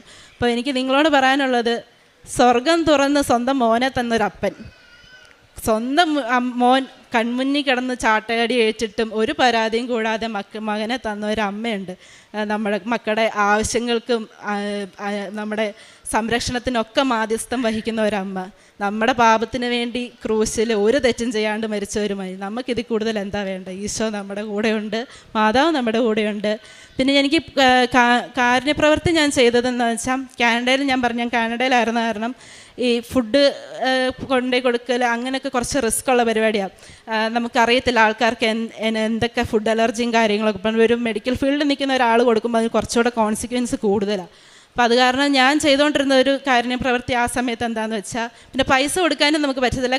കാനഡയിലൊക്കെ ഡ്രഗ് ലീഗലായത് കാരണം അവരത് മിസ്യൂസ് ചെയ്യാനും ചാൻസ് ഉണ്ട്. അപ്പം ഞാൻ ചെയ്തൊരു പരിപാടി എന്താണെന്ന് വെച്ചാൽ, എൻ്റെ മുന്നിൽ ഒന്ന് സങ്കടത്തോടെ ഇരിക്കുന്നവരെ കാണുമ്പോൾ ഞാൻ അവർക്ക് വേണ്ടി ഒരു സ്വർഗ്ഗസ്നായ പിതാവേയും നന്മ പറഞ്ഞറിയുമ്പോൾ ചെല്ലായിരുന്നു. പിന്നെ അത് കഴിഞ്ഞപ്പോൾ തൊട്ട് നമുക്ക് സോഷ്യൽ മീഡിയാസ് യൂസ് ചെയ്യുന്നവരായിരിക്കും മിക്കവരും. അതിലൊത്തിരി പേര് സഹായം അഭ്യർത്ഥിച്ച് ഓരോ കുഞ്ഞുങ്ങളുടെ ട്രീറ്റ്മെൻറ്റിനും അങ്ങനെയൊക്കെ ഉള്ളത്. അപ്പോൾ അവർക്കൊക്കെ ഞാൻ അങ്ങ് ചെയ്യുമായിരുന്നു. പിന്നെ പ്രേക്ഷിതവേല എന്ന് പറയുമ്പോഴത്തേക്കും നമ്മുടെ കൃപാസനത്തിലെ പത്രം ഓൺലൈനായിട്ട് ഷെയർ ചെയ്യും. ഇവിടുത്തെ അച്ഛൻ്റെ ധ്യാനങ്ങളും ടോക്കുകളും അങ്ങനെ ഞാൻ ഷെയർ ചെയ്യുമായിരുന്നു മീഡിയ വഴി. പിന്നെ ഇങ്ങനെ അറിയാത്തവർക്കും അറിഞ്ഞവർക്കും എനിക്ക് കിട്ടുന്ന സാക്ഷിയൊക്കെ ഞാൻ പിടിച്ചിരുത്തി പറയുമായിരുന്നു. പ്രത്യേകിച്ച് എൻ്റെ വീട്ടുകാരുടെ അടുത്ത്, വീട്ടിൽ കുറച്ച് വിശ്വാസമായിട്ട് പുറകോട്ട് നിൽക്കുന്നവരുടെ അടുത്ത് ഞാൻ പിടിച്ചിരുത്തി എനിക്ക് കിട്ടിയ സാക്ഷ്യം പറഞ്ഞാൽ അവരെ കൊണ്ട് ഉടമ്പടി എടുപ്പിക്കാനൊക്കെ നോക്കുമായിരുന്നു. അങ്ങനെയാണ് എൻ്റെ പ്രേക്ഷിത ജീവിതം നടന്നത്. ഇന്നിപ്പം എന്നെ കേട്ടുകൊണ്ടിരിക്കുന്ന എല്ലാവർക്കും ഈശോയുടെയും മാതാവിൻ്റെ ഒരുപാട് അനുഗ്രഹങ്ങളും നിങ്ങളുടെ ആവശ്യങ്ങളും ആഗ്രഹങ്ങളും ഒക്കെ നടക്കട്ടെ. നടന്നില്ലെങ്കിൽ ആരും വിഷമിക്കരുത്. അത് നിങ്ങൾ കാണാതെ പോയ എന്തോ ഒരു കാര്യത്തിലുള്ള സംരക്ഷണമായിട്ട് മാത്രം. മാതാവിനോടും ഈശോയോടും നന്ദി പറയുന്നു. എനിക്ക് ഈ അൾത്താരയിൽ വന്ന് നിൽക്കാൻ അമ്മ എനിക്ക് ഭാഗ്യം തന്നു. അമ്മയോട് എൻ്റെ പേര് സൂര്യ. ഞാൻ ആലപ്പുഴ ജില്ലയിൽ വെൺമണി എന്ന സ്ഥലത്തു നിന്ന് വരുന്നു. ഞാൻ അമ്മയെ അറിയാനിടയായത് 9 വർഷത്തിന് മുൻപാണ്. 8 വർഷം കഴിഞ്ഞ് 9 വർഷമായി. അമ്മയുടെ അടുത്ത് അമ്മയോട് ഞാൻ ആദ്യമായി മാപ്പ് ചോദിക്കുന്നു. ഇത്രയും നാൾ ഞാൻ ഇവിടെ ഉടമ്പടി എടുത്തിട്ട് ഞാൻ 2 വർഷം ആകുന്നതേ ഉള്ളൂ. അമ്മയെ ഞാൻ അറിഞ്ഞിട്ട് 9 വർഷമാകുന്നു. എൻ്റെ ഈ മകൻ 6ാം ക്ലാസ്സിൽ പഠിക്കുമ്പോൾ അവന് ഉമ്മനീർ ഗ്രന്ഥിയിൽ ഒരു കല്ലുണ്ടായി. ഞങ്ങളുടെ അടുത്തുള്ള ആശുപത്രികളിലെല്ലാം കൊണ്ടുപോയി. അത് ഒന്നും ചെയ്യാൻ പറ്റത്തില്ലെന്ന് ഡോക്ടർ പറഞ്ഞു. ഞങ്ങൾ കോട്ടയത്തുള്ള ESR എന്ന ഹോസ്പിറ്റലിൽ കൊണ്ടുപോയി. അവിടെ ചെന്നപ്പോൾ ഡോക്ടർ പറഞ്ഞു അത് റിസ്ക്കാണ്, നമുക്ക് എൻഡോസ്കോപ്പ് ചെയ്യാം, അത് പറ്റിയില്ലെങ്കിൽ നമുക്ക് ഗ്രന്ഥി എടുത്ത് കളയണം, അത് ഈ ചെറുപ്പത്തിൽ ചെയ്യുന്നത് റിസ്ക്കാണ്, ആഹാരമൊക്കെ കഴിക്കാൻ ബുദ്ധിമുട്ടാണ്, സ്കൂളിൽ വിടാനും ബുദ്ധിമുട്ടാണെന്ന് പറഞ്ഞു. ഞാനാണെങ്കിൽ അവിടെ നിന്ന് കരഞ്ഞു ഭയങ്കരമായിട്ട് വിഷമിച്ചു. ഞാനൊരു ഹിന്ദുവാണ്. ഞാൻ ഭയങ്കരമായിട്ട് വിഷമിച്ചു, ഒത്തിരി കരഞ്ഞു. ഇനി ഞാൻ എന്ത് ചെയ്യണം, ഞാൻ ആരെയും വിളിക്കത്തില്ലെന്ന് പറഞ്ഞ് ഞാൻ കരഞ്ഞപ്പോൾ ഒരു ആൻറ്റി വന്ന് എനിക്ക് മാതാവിൻ്റെ കൃപാസന പത്രം തന്നു. എന്നിട്ട് എന്നോട് പറഞ്ഞു, മകളെ എന്തിനാ മോളെ നീ കരയുന്നത്? ഞാൻ പറഞ്ഞു എൻ്റെ മോന് ഇന്നതുപോലെ ഗ്രന്ഥി എടുത്ത് കളയണമെന്ന് ഡോക്ടർ പറയുന്നു. അന്നേരം ആ ചേച്ചി പറഞ്ഞു, മോളെ എന്തിനാ നീ കരയുന്നത്? ഇതിലും വലിയ അസുഖങ്ങൾ പരിശുദ്ധി അമ്മ മാറ്റി തരുന്നുണ്ട്. നീ അതുകൊണ്ട് അമ്മയെ വിളിച്ച് പ്രാർത്ഥിച്ചാൽ മതി, നിൻ്റെ മകൻ്റെ അസുഖം മാറുമെന്ന് പറഞ്ഞു. ആ പത്രം ഞാൻ വിശ്വാസത്തോടെ വായിക്കുകയും ഞാൻ എൻ്റെ കുഞ്ഞിൻ്റെ അടുത്ത് വെക്കുകയും ചെയ്തു. അടുത്തുള്ള കിടക്കയിൽ കിടന്നവരെല്ലാം ഫ്രൂട്ട്സ് പൊതിയുന്നു, ചോറാണെങ്കിൽ അതിൻ്റെ മേളിൽ വെച്ച് കഴിക്കുന്നു, എല്ലാം ചെയ്യുന്നു. ഞാനത് എടുത്ത് വായിക്കും. അമ്മേ എൻ്റെ വീട് വെൺമണി ദൂരമാണ്, എനിക്ക് അമ്മ ഈ കൃപാസനം എന്ന് പറയുന്ന ഈ ചേർത്തല എനിക്ക് അറിയത്തില്ല. ഞങ്ങളുടെ വീടിൻ്റെ അടുത്ത് മാതാവെന്ന് പറയുന്ന അമ്മയുണ്ട്, അവിടെ പോയി പ്രാർത്ഥിക്കും. ഞാൻ പറഞ്ഞ അമ്മയുടെ സ്ഥലം എവിടാണേലും എൻ്റെ കുഞ്ഞിൻ്റെ ഗ്രന്ഥി എടുക്കാതെ കല്ല് തനിയെ മാറുകയാണെങ്കിൽ ഞാൻ അമ്മയുടെ അടുത്ത് എൻ്റെ മോനെയും കൊണ്ട് വന്നേക്കാമെന്ന് പറഞ്ഞു. അത് കഴിഞ്ഞ് വീട്ടിൽ പോകുമ്പോഴും ഞാൻ ആ പത്രം പ്രാർത്ഥിക്കുമായിരുന്നു. തിരിച്ച് ഹോസ്പിറ്റലിൽ വരുമ്പോഴും ഞാൻ പ്രാർത്ഥിക്കുമായിരുന്നു. അത് കഴിഞ്ഞ് ഡോക്ടർ പറഞ്ഞു, റിസ്ക്കാ, നമുക്ക് ഡേറ്റ് തന്നു വിടാം, നിങ്ങൾ അടുത്ത പ്രാവശ്യം വരുമ്പോൾ മോൻ്റെ ഗ്രന്ഥി എടുത്ത് കളയണമെന്ന് പറഞ്ഞു. ഞാൻ മോനെ കുളിപ്പിച്ചു. ഡോക്ടർ വരുന്നതിന് മുൻപ് 7 മണിക്ക് മുമ്പ് അമ്മയും കുട്ടിയും കുളിക്കണം. ഞാൻ മോനെ കുളിപ്പിച്ച് കുഞ്ഞിൻ്റെ അച്ഛൻ്റെ കയ്യിൽ ഏൽപ്പിച്ചിട്ട് ബാത്റൂമിൽ പോയി പൊട്ടിക്കരഞ്ഞു. ബക്കറ്റിൽ വെള്ളമാണെങ്കിൽ പൈപ്പ് കൊണ്ട് തുറന്നു വിട്ടിട്ടാണ്, മറ്റുള്ളവർ കേൾക്കില്ലല്ലോ. ഞാൻ പറഞ്ഞു, മാതാവേ ആ ചേച്ചി പറഞ്ഞില്ലയോ എൻ്റെ മോൻ്റെ അസുഖം മാറും, മാതാവ് ഇത് മാറ്റിത്തരുന്നില്ല, ഞാൻ ഇനി ആരെയും വിളിക്കത്തില്ല, എല്ലാം കള്ളവാ, ഞാൻ ഇനി ആരെയും വിളിക്കത്തില്ല അമ്മയെന്നും പറഞ്ഞ് പൊട്ടിക്കരഞ്ഞു. ആ സമയത്ത് എൻ്റെ കുഞ്ഞിൻ്റെ കല്ലാണെങ്കിൽ തനിയെ വന്നെന്നുള്ളത് എന്തൊരു അത്ഭുതമാണ്. എൻ്റെ ഭർത്താവിൻ്റെ കയ്യിലോട്ട് അവനത് തുപ്പിയിട്ടു. ചോര വിരണ്ട ഉപ്പുകല്ല് പോലത്തെ കല്ല്. ഞാൻ വിശ്വസിച്ചില്ല. ഞാനത് പൊതിഞ്ഞ് ഡോക്ടറെ വന്നപ്പോൾ അത് ഞാൻ കാണിച്ചു. ബീന എന്ന് പറയുന്ന മേഡം സർജനാണ്. ആ ഡോക്ടറെ കാണാനാണ് എല്ലാവരും ക്യൂ നിൽക്കുന്നത്. ഡോക്ടറെ കാണിച്ചപ്പോൾ ഡോക്ടർ അതിനു മുൻപ് പറഞ്ഞു, 5 ദിവസം കിടന്ന് നിങ്ങൾ ആൻറ്റിബയോട്ടിക്കിൻ്റെ ഇഞ്ചക്ഷൻ എടുത്തിട്ട് പോകണമെന്ന് ഞങ്ങളോട് തലേ ദിവസം പറഞ്ഞ ഡോക്ടർ എന്നോട് പറയുന്നു, ഇതെന്തൊരു അത്ഭുതമാണ്, ഇതെങ്ങനെ സംഭവിച്ചു, നിങ്ങൾക്ക് വെരി ഗുഡ്, ഇന്ന് തന്നെ നിങ്ങൾക്ക് വീട്ടിൽ പോകാമെന്ന് പറഞ്ഞു. ഇപ്പോൾ അവന് 20 വയസ്സാകുന്നു. അത് കഴിഞ്ഞിട്ട് ഞങ്ങൾക്ക് വീടില്ലായിരുന്നു. എൻ്റെ ഭർത്താവ് ഒരു ഡ്രൈവറാണ്, അച്ഛനും അമ്മയും ഉണ്ട്, ഞങ്ങളുടെ കൂടാണ്. ഞങ്ങൾക്ക് ചെറിയ വീടായിരുന്നു. പ്രളയത്തിൽ ഞങ്ങളുടെ വീട് നഷ്ടപ്പെട്ടായിരുന്നു. അത് കഴിഞ്ഞിട്ട് ഞാൻ ഈ പത്രം അത് കഴിഞ്ഞാണ് പ്രളയം വരുന്നതും. ഈ പത്രം കിട്ടിയതിന് ശേഷം ആ പ്രളയം വരുന്നതും. ഞങ്ങളവിടെ അടുത്തുള്ള ഒരു സ്കൂളിലാണ് താമസിച്ചത്. ഞാൻ ആ പത്രം വന്നപ്പോൾ അത് മൊത്തം, അതിന് മുമ്പ് ഞാനൊരു ഡയറിയിൽ എഴുതിയിട്ടിരുന്നു, ഈ എന്നെങ്കിലും പോകണം, എനിക്ക് ഛർദിലിൻ്റെ അസുഖമുള്ളതുകൊണ്ട് ബസ്സിൽ കയറാൻ ഭയങ്കര ബുദ്ധിമുട്ടാണ്. എന്നിട്ട് ഞാൻ ഒരിക്കലും ആ അഡ്രസ്സ് പോകാതിരിക്കാൻ വേണ്ടി ഞാൻ ഡയറിയിൽ സൂക്ഷിച്ച് നമ്മുടെ അലമാരയിൽ സൂക്ഷിച്ച് വെച്ചിരുന്നു. അത് പ്രളയം വന്നപ്പോൾ ആ പത്രം നനഞ്ഞു കുതിഞ്ഞെങ്കിലും ഈ ഡയറിയിലെ അഡ്രസ്സ് ഇപ്പോഴും എൻ്റെ വീട്ടിലുണ്ട്. ഞാനത് തുറക്കുമ്പോഴെല്ലാം പറയും, മാതാവേ ഞാൻ വന്നേക്കാവേ അമ്മയുടെ അടുത്തെന്ന് മാത്രം ഞാൻ പറയുമായിരുന്നു. അത് കഴിഞ്ഞിട്ട് ഞങ്ങൾക്ക് പഞ്ചായത്തിൽ നിന്ന് വീട് കിട്ടി, ലോൺ എടുത്ത് ഞങ്ങൾ 1334 സ്ക്വയർ ഫീറ്റുള്ളൊരു വീട് തന്നു. ഞങ്ങളെ അമ്മ അനുഗ്രഹിച്ചു. ഞാൻ എന്നിട്ടും അമ്മയെ ഞാൻ വിളിക്കുന്നുണ്ടല്ലോ, ഞാൻ ഇത്രയും അത്ഭുതമായ ഞാൻ വിശ്വസിച്ചിരുന്നില്ല. അത് കഴിഞ്ഞിട്ട് ഞാൻ ഓരോ ദിവസം കഴിയുമ്പോഴും പോകാമെന്നും പറഞ്ഞിങ്ങനെ നീട്ടിക്കൊണ്ട് വരികയായിരുന്നു. പക്ഷേ അമ്മയെ ഓർക്കും, അലമാര തുറക്കുമ്പോൾ ഡയറി കാണുമ്പോൾ ഞാൻ അമ്മയെ ഓർക്കും, വിളിക്കൂ, അമ്മയെ ഞാൻ വന്നേളാവേ എന്ന് മാത്രം പറയും. അത് കഴിഞ്ഞിട്ട് ഞാൻ മോന് പനി വന്ന് ഗവൺമെൻറ് ആശുപത്രി മാവേലിക്കരയിൽ പോയപ്പോൾ ഡോക്ടറിൻ്റെ അടുത്ത് കസാരയിൽ കിടക്കുന്ന കൃപാസന മാതാവിൻ്റെ പത്രം അപ്പം മോൻ എന്നോട് പറഞ്ഞു, അമ്മേ നമ്മൾ മാതാവിൻ്റെ അടുത്ത് പോയിട്ടില്ലല്ലോ എന്ന് പറഞ്ഞു. ഞാൻ ആ പത്രം എടുക്കണമെന്ന് എനിക്കുണ്ടായിരുന്നു, പക്ഷേ പേടി കൊണ്ട് ഞാൻ എടുത്തില്ല. എന്ത് വിചാരിക്കും ഡോക്ടർ, അതെങ്ങനെ എടുക്കൂ? അപ്പോൾ എനിക്ക് മറ്റേ പത്രം നനഞ്ഞു കുതിർന്നത് കൊണ്ട് അത് എടുക്കണമെന്ന് ഭയങ്കര ആഗ്രഹമായിരുന്നു, പക്ഷെ ഞാൻ എടുത്തില്ല. അത് കഴിഞ്ഞ് വർഷങ്ങൾ കടന്നുപോയി. എപ്പോഴും ഞാൻ ഡയറി എടുക്കുമ്പോൾ അമ്മയെ ഞാൻ വന്നോളാമെന്ന് പറയുമായിരുന്നു. അത് കഴിഞ്ഞ് വെച്ച് എൻ്റെ അമ്മായിയമ്മയുടെ ചേട്ടത്തിയുടെ മരുമോള് കൃപാസനത്തിൽ വന്നു. അവിടുത്തെ അമ്മയെ കാണാൻ ഞങ്ങൾ പോയപ്പോൾ ആ ചേച്ചി എന്നോട് പറഞ്ഞു, സൂര്യയെ ഞാനൊരു സാധനം തന്നാൽ നീ മേടിക്കുമോ? ഞാൻ പറഞ്ഞു, ചേച്ചി എന്തുവാ? അപ്പം മാതാവിൻ്റെ ഒരു കെട്ട് സഞ്ചിയിലെ പത്രം എടുത്തുകൊണ്ട് വന്ന് തന്നു. ഞാൻ പറഞ്ഞു, ചേച്ചി എന്തൊരു ചോദ്യമാണ്, ഞാനിപ്പോൾ അറിഞ്ഞിട്ട് അന്നേരം 6 വർഷമായി, ഇതേ ഉള്ളായിരുന്നു, 3 വർഷത്തിന് മുമ്പാണ്. ഞാൻ പറഞ്ഞു, ചേച്ചി ഞാൻ അമ്മയെ അറിഞ്ഞിട്ട് ഇപ്പോൾ 6 വർഷമായി, ഞാൻ എൻ്റെ കാര്യങ്ങൾ പറഞ്ഞു. എന്നെ ചേച്ചി വഴക്കു പറഞ്ഞു, എന്തുകൊണ്ട് സൂര്യ ഇത്രയും ഒരു അനുഭവം ഉണ്ടായിട്ട് പോയില്ല എന്ന് ചോദിച്ചു. അത് കഴിഞ്ഞിട്ട് ഞാൻ ആ ചേച്ചിയുടെ നിന്ന് പത്രം മേടിച്ചു, 2-3-4 എണ്ണം മേടിച്ചു. ചേച്ചി എന്നെ കൊണ്ടുവന്ന് മാതാവിൻ്റെ കാശുരൂപം, പിന്നെ തൈലം, ഉടമ്പടി, ഉപ്പ എല്ലാം എന്നെ കാണിച്ചിട്ട് എന്നോട് കാര്യങ്ങൾ പറഞ്ഞു. അപ്പോൾ എനിക്ക് മാതാവിനെ അറിയാമെങ്കിലും ഉടമ്പടിയുടെ കാര്യങ്ങളൊന്നും എനിക്ക് അറിയത്തില്ലായിരുന്നു.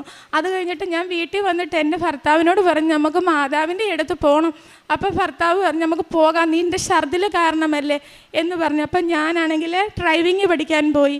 അപ്പോൾ എൻ്റെ ഭർത്താവിന് കാറിൻ്റെ ലൈസൻസ് ഇല്ലായിരുന്നു. എൻ്റെ കൂടെ വന്നു മാതാവിൻ്റെ അടുത്ത് പോകാൻ വേണ്ടി ഞാൻ ഡ്രൈവിങ് ഞങ്ങൾ രണ്ടുപേരും കൂടെ പഠിച്ച്, ഞാൻ 2 വീലറിൻ്റെയാണ്, അണ്ണൻ 4 വീലറിൻ്റെയും പഠിച്ച് ആങ്ങളുടെ വണ്ടിയിലാണ് ഞങ്ങൾ ഇവിടെ ആദ്യമായിട്ട് വരുന്നത്. അത് വരാൻ കാരണവും ഞാൻ എന്നും മാതാവിനോട് വരാമെന്ന് പറയുന്നതല്ലാതെ വരുന്നില്ല.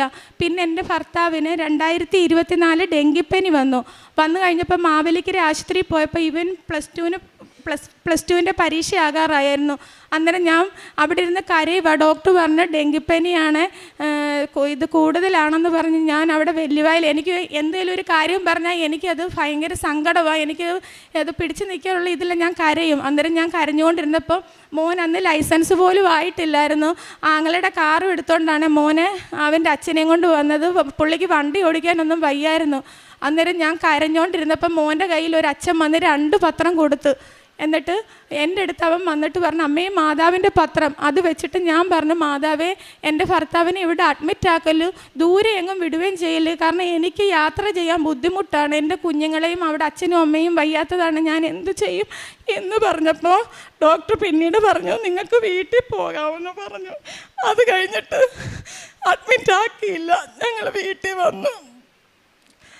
അന്നേരം ഞാൻ പറഞ്ഞു, മാതാവേ ഇത് കഴിയുമ്പോൾ അമ്മയുടെ അടുത്ത് ഞങ്ങൾ വന്നേക്കാമെന്ന് പറഞ്ഞു. അത് കഴിഞ്ഞ് ഡെങ്കിപ്പനി കഴിഞ്ഞ് വീട്ടിൽ തന്നെ റെസ്റ്റ് എടുത്തു. അത് കഴിഞ്ഞപ്പോൾ ശിവന് പരീക്ഷയായിരുന്നു. അത് കഴിഞ്ഞ് ഞങ്ങളുടെ അമ്പലത്തിലെ ഉത്സവം, അതും കഴിഞ്ഞിട്ട് ഈ അടുത്ത ഞായറാഴ്ച എന്തുമായാലും അമ്മയുടെ അടുത്ത് വരുമെന്നും പറഞ്ഞിരുന്നപ്പോഴാണ് ഉത്സവം വന്നത്. അത് കഴിഞ്ഞപ്പോൾ ഞാൻ പറഞ്ഞു, എന്തുവാകട്ടെ അടുത്ത ആഴ്ച മാതാവിൻ്റെ അടുത്ത് പോകുമെന്ന്. ഇവിടെ വന്നു. ആ ഡേറ്റ് ഓർത്തിരിക്കാൻ വേണ്ടിയായിരിക്കും പരിശുദ്ധി അമ്മ ഞങ്ങളുടെ വിവാഹ വാർഷിക വരുന്നു 21/4. ആ 21/4/2024 ഞാൻ എൻ്റെ അമ്മയുടെ ഈ മണ്ണിൽ ഞാൻ കാല് കുത്തുന്നത്. അതെനിക്കൊരു വലിയ അനുഗ്രഹമാണ്. ഞാൻ ഉടമ്പടി എടുത്ത ദിവസവും 21/4/2024. അതിനാണെങ്കിൽ അമ്മ എനിക്ക് ഒത്തിരി അനുഗ്രഹം തന്നതിന് ഒത്തിരി നന്ദിയുണ്ട്. എനിക്ക് എളുപ്പം പറയാൻ പറ്റും ആ ഡേറ്റ്. അത് കഴിഞ്ഞിട്ട് 3 മാസം കൂടി ഇരിക്കുമ്പം പുതുക്കാൻ വരുമായിരുന്നു. അതിനു മുമ്പ് ഒരത്ഭുതം, ഞാനാണെങ്കിൽ ഇവിടെ അന്ന് 21/4/2024 ഇവിടെ വന്നു. ഉടമ്പടി എടുക്കാൻ വന്നതിൽ എൻ്റെ മോനെയും കൊണ്ട് വരാനെ കൊണ്ടാണ് ഞാനിവിടെ വന്നത്. ഞങ്ങളിവിടെ വന്നു കഴിഞ്ഞപ്പോൾ ഞാൻ ക്യൂവിൽ കയറി നിൽക്കുമായിരുന്നു. എന്തുവാ ചെയ്യേണ്ടതെന്ന് അറിയത്തില്ല. ക്യൂവിൽ കയറി നിന്നു. ഞാൻ ഉടമ്പടി എടുത്തു. മേളിൽ ചെന്ന് ക്ലാസ് എല്ലാം കണ്ടു. അപ്പം മോൻ എന്നോട് പറഞ്ഞു, അമ്മേ ഇവൻ പഠിക്കും, 10ൽ ഫുൾ A+ ആയിരുന്നു. +2 ഇവന് ട്യൂഷൻ ഇല്ലായിരുന്നു. അപ്പോൾ ഇവൻ എന്നോട് പറഞ്ഞു, അമ്മേ എനിക്ക് കെമിസ്ട്രിക്ക് ഭയങ്കര പാടാണ്, എന്നെ അമ്മ ഒന്നും പറയരുത്. അമ്മയാണെങ്കിൽ എനിക്ക് AO B+ കിട്ടത്തുള്ളൂ കെമിസ്ട്രിക്കെന്ന് പറഞ്ഞു. ഞാനിവിടെ നിയോഗം വെച്ചിരുന്നു എൻ്റെ മോന് ഫുൾ A+ കിട്ടണേ. അവൻ ട്യൂഷൻ പോലും ഇല്ലാതെ സയൻസ് എടുത്തേക്കുന്നത്, ട്യൂഷൻ പോലും ഇല്ലാതെ അമ്മ എൻ്റെ ആഗ്രഹമാണ് എന്ന് പറഞ്ഞു. ഇവിടെ വന്നിട്ട് ഞാൻ ഉടമ്പടി എടുത്തു. വീട്ടിൽ ചെന്നു. ഇവൻ്റെ റിസൾട്ട് അറിഞ്ഞു. ഇവനാണെങ്കിൽ, ഞാൻ തൊഴിലുറപ്പിന് പോകുന്ന ഒരു വ്യക്തിയാണ്. ഞാൻ തൊഴിലുറപ്പിന് പോകാൻ നേരത്ത് എന്നോട് പറഞ്ഞു, അമ്മ പോവണ്ട, ഇന്ന് റിസൾട്ട് അറിയുന്ന ദിവസമല്ലേ. ഞാൻ പറഞ്ഞു, ഇല്ല, അമ്മയുണ്ടല്ലോ, പരിശുദ്ധ അമ്മയുണ്ട്, മാതാവുണ്ട്, പിന്നെ എന്തിനാ നീ പേടിക്കുന്നത്? അമ്മേ ഉച്ചയ്ക്ക് വന്ന് കഴിക്കാൻ വന്നപ്പോഴും പറഞ്ഞു, അമ്മേ ഇന്ന് 2 മണിക്ക് റിസൾട്ട് അറിയുമോ, അമ്മ പോകണ്ടെന്ന് പറഞ്ഞു. ഞാൻ പറഞ്ഞു, ഇല്ല മോനെ, അമ്മയുണ്ടല്ലോ കൂടെ എന്ന് പറഞ്ഞു. അങ്ങനെ ഞാൻ പണിക്ക് പോയി. അപ്പോൾ 2:30 ആയപ്പോൾ റിസൾട്ട് വന്നു. അവൻ്റെ അച്ഛൻ പറഞ്ഞു, നമ്മൾ പ്രാർത്ഥിക്കുന്നിടത്തിരുന്ന് മൊബൈലിൽ മോൻ ഫോണ് നോക്കാൻ പറഞ്ഞു. അവൻ അവിടെ മുട്ടുകുത്തി പ്രാർത്ഥിച്ചിട്ട് അവൻ്റെ റിസൾട്ട് നോക്കി. അവന് ഫുൾ A+ ആണ്. ഞാൻ പണി ചെയ്യുന്നിടത്തോട്ട് എന്നോട് വിളിച്ചു പറഞ്ഞു. എനിക്ക് ഒത്തിരി സന്തോഷമായി. പിന്നിൽ എന്നേക്കാളിലും വിശ്വാസം എൻ്റെ ഭർത്താവിനാണ്. അവിടെ ഇരിപ്പുണ്ട് എൻ്റെ ഭർത്താവും മോളും. ഭയങ്കര വിശ്വാസമാണ്. ആദ്യം ഞാനാണെങ്കിൽ ഉപവാസം എടുക്കുമായിരുന്നു, ഇപ്പോഴും എടുക്കുന്നുണ്ട്. അന്നേരം ആഴ്ചയിൽ എടുക്കുമ്പോൾ എന്നോട് ചോദിക്കും, എടി എല്ലാ ആഴ്ചയിലും എടുക്കണമെന്ന് ചോദിക്കും. ഞാൻ പറഞ്ഞു, അതെൻ്റെ ഒരു ആഗ്രഹം, ഒരു ദിവസം അമ്മയ്ക്കായിട്ട് ഞാൻ മാറ്റി വയ്ക്കുകയാണെന്ന് പറഞ്ഞു. അങ്ങനെ ഞാനാണെങ്കിൽ ഉപവാസം 1 വർഷം തെറ്റിക്കാതെ ഞാൻ എല്ലാ ആഴ്ചയിലും എടുക്കുമായിരുന്നു. എനിക്ക് BP ഉള്ള കൂട്ടത്തിലാണ്. ഞാനാണെങ്കിൽ അന്നത്തെ ദിവസം ഗുളിക കഴിക്കത്തില്ലായിരുന്നു. അതും ഒരു അത്ഭുതം. ഞാൻ ഗുളിക കഴിക്കാതെ എനിക്ക് ഹൈ ലെവൽ BP അടിയിലെതിരും ഡോക്ടർ പറഞ്ഞു ഈ പ്രായത്തിലെ കഴിക്കേണ്ടെന്ന് പറഞ്ഞ് 4 വർഷം കൊണ്ട് ഞാൻ ഗുളിക കഴിക്കുകയാണ്. ഇപ്പം എനിക്കാണെങ്കിൽ താഴത്തതിലും മേളത്തിലും BP കുറവാണ്. ഞാൻ ഗുളിക കഴിക്കാതെ ഡോക്ടറെ അടുത്ത് ചെല്ലുമ്പോഴും അത് ഭയങ്കര ഒരു അത്ഭുതം തന്നെയാണ്. അത് കഴിഞ്ഞിട്ട് എൻ്റെ ഭർത്താവ് എന്നിലും, ഞാൻ വെളുപ്പിനെ എഴുന്നേറ്റ് പ്രാർത്ഥിക്കും, വൈകുന്നേരവും പ്രാർത്ഥിക്കും. എൻ്റെ ഭർത്താവ് എനിക്ക് തോന്നുന്നൊരു 3-4 വട്ടം കുളിക്കുന്ന ഒരു വ്യക്തിയാണ്. വണ്ടിയിൽ പോയിട്ട് വരുന്നത് കൊണ്ടായിരിക്കാം കുളിക്കും. അപ്പോഴെല്ലാം അമ്മയുടെ അടുത്ത് നിന്ന് പ്രാർത്ഥിക്കും. ആ പ്രാർത്ഥന എന്നിലും വിശ്വാസമാണ്.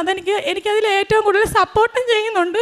ഒത്തിരി ഇതാണ്. വന്നിട്ട് പുള്ളിക്കാരനാണെങ്കിൽ മാതാവിൻ്റെ അടുത്ത് നിന്ന് എപ്പോഴും പ്രാർത്ഥിച്ചിട്ടേ ആഹാരം കഴിക്കത്തുള്ളൂ. എന്നിട്ട് ഞാൻ ഇച്ചിരി വൈകുന്നേരം താമസിക്കുവാണെങ്കിൽ ചോദിക്കും, നീ പ്രാർത്ഥിക്കുന്നില്ലയോ എന്ന് പറയും. അങ്ങനെ പുള്ളി ഭയങ്കര സപ്പോർട്ടാണ്. എന്നാൽ നിനക്ക് പള്ളിയിൽ പോകേണ്ടത് നേരത്തെ പറയണം എന്ന് പറഞ്ഞ് ഞങ്ങളൊരു ഡേറ്റ് എടുക്കും. കാരണം ഓട്ടം വിളിക്കുന്നവരോട് വരത്തില്ല എന്ന് പറയാനെ കൊണ്ട്.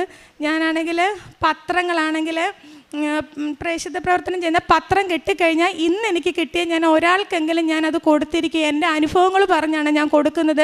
പിന്നെ ഞങ്ങളുടെ അടുത്ത ഗവൺമെൻറ് ആശുപത്രിയിലുണ്ട്, അവിടെ കൊണ്ടുപോയി കൊടുക്കും. വീടുകളിലാണെങ്കിൽ കൊണ്ടുപോയി കൊടുക്കും. പിന്നെ ഞാനാണെങ്കിൽ കാരുണ്യപ്രവൃത്തി എന്ന് പറഞ്ഞാൽ നേരത്തെ തൊട്ടേ ഉള്ളൊരു സ്വഭാവമാണ്. ആരെങ്കിലും വന്നു കഴിഞ്ഞാൽ ഭക്ഷണം കൊടുക്കും. ഒരച്ഛൻ അവിടെ സൈക്കിളിൽ മീൻ കച്ചവടമായിട്ട് വരും. പണ്ട് മുതലേ ഉള്ളതാണ്. ഞാൻ വരുന്ന ഉടനെ വേണ്ടാന്ന് പറഞ്ഞാലും രാവിലത്തെ കഴിക്കാനുള്ളതായാലും വെള്ളയിലും എല്ലാം ഞാൻ അച്ഛന് കൊടുത്തിട്ട് അതുപോലെ തന്നെ ഇപ്പോഴും വീട്ടിൽ വരുന്ന ആര് വന്നാലും വിശന്ന് വന്നാലും അവർക്ക് കഴിക്കാൻ കൊടുക്കും. ഞാൻ വേണ്ടാന്ന് പറഞ്ഞാലും ഞാൻ കൊടുക്കും, വെള്ളവും കൊടുക്കും. നമ്മുടെ കയ്യിലുള്ളതുപോലുള്ള പൈസ ഇതിന് പിശയ്ക്ക് വന്നാലും കൊടുക്കും. പിന്നെ പൊതിച്ചോറുകളാണെങ്കിൽ 10 നേരത്തെ 2 പൊതിച്ചോറ് കൊടുത്തിരുന്ന 10 പൊതിച്ചോറാക്കി എൻ്റെ കൈ കൊണ്ട് തന്നെയാണ് അത് തനിയെ വെളുപ്പിനെ എണ്ണീറ്റിട്ട് ഞാനത് ഉണ്ടാക്കി കൊടുക്കുന്നത്. അച്ഛൻ്റെ ധ്യാനം കൂടാറുണ്ട്. ഒരു ഫോണേ ഉള്ളൂ എങ്കിലും ഹസ്ബൻഡാണെങ്കിൽ ജോലി കഴിഞ്ഞ് വരുമ്പോൾ അച്ഛൻ്റെ ധ്യാനം ഞാൻ കാണാറുണ്ട്. പിന്നെ ഞാൻ സാക്ഷ്യം കേൾക്കുന്ന ഒരു വ്യക്തിയാണ്. ഇവിടെ വരുമ്പോഴും ഞാനിത് ഫോണിൽ കൂടെ ഇവിടെ ഞാൻ ഈ ആൾക്കാരെ കണ്ടിട്ടുണ്ട്. ഇവിടെ വന്നു കഴിഞ്ഞപ്പോൾ എനിക്ക് ഭയങ്കര അത്ഭുതമായിരുന്നു. ഞാൻ സാക്ഷ്യങ്ങൾ ഇവിടെ ഉടമ്പടി എടുക്കുന്നതിന് മുമ്പേ തൊട്ട് ഞാൻ ഈ സാക്ഷ്യങ്ങൾ കേൾക്കുന്നത് എനിക്ക് ഭയങ്കര ഇഷ്ടമുള്ളൊരു കാര്യമാണ്. എന്നിട്ട് തന്നെ കരയും. ഇവരെല്ലാം എന്നെ വഴക്കും പറയും. എനിക്ക് ചെറിയ കാര്യം കേൾക്കുമ്പം തന്നെ ഓരോരുത്തരുടെ ബുദ്ധിമുട്ടുകൾ കാണുമ്പം തന്നെ തന്നെത്താനെ കണ്ണ് നിറയും. അങ്ങനെയുള്ള സാക്ഷ്യം എനിക്ക് ഫോൺ കിട്ടുന്ന സമയങ്ങളെല്ലാം ഞാൻ സാക്ഷ്യം കേൾക്കും. അങ്ങനെ എൻ്റെ ഭർത്താവിൻ്റെ കാലിലാണെങ്കിൽ മസിൽ കയറി ജീവൻ പോകുന്ന പോലെ ഭയങ്കര വെപ്രാളമായിരുന്നു.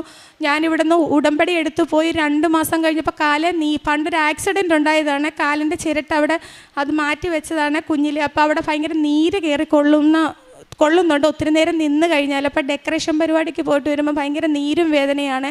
ഒരു ദിവസം രാത്രിയിൽ കിടന്ന് ഉറങ്ങിയിട്ട് പറ്റുന്നില്ല. എന്നോട് പറഞ്ഞടി, നീ മാതാവിനെ പ്രാർത്ഥിച്ചിട്ട് അമ്മയുടെ തൈലം എനിക്ക് എടുത്ത് തരാൻ പറഞ്ഞു. ഞാൻ വിശ്വാസ പ്രമാണം 9 വട്ടം ഞാൻ ചൊല്ലി എൻ്റെ ഭർത്താവിൻ്റെ കാലിൽ പുരട്ടി. ഇപ്പോൾ 1.5 വർഷമായി. പിന്നീട് ഇന്ന് വരെ ആ മസിൽ പിടുത്തോ വേദനയോ ഉണ്ടായിട്ടില്ല. അത് ഭയങ്കര ഒരു അത്ഭുതമാണ് എൻ്റെ ഭർത്താവിന്. അതുകൊണ്ട് മാതാവിനെ ഈശോപ്പച്ചനെ വിളിക്കുന്നുണ്ട്, 2 പേരെയും വിളിക്കുന്നുണ്ട്. ഭയങ്കര ഒരു വിശ്വാസം, എന്നിലും വിശ്വാസമാണ് എൻ്റെ ഭർത്താവിന്. അതുപോലെ തന്നെ എൻ്റെ മോൾക്ക് ഇപ്പം 7ലാണ് ഇവൾ പഠിക്കുന്നത്.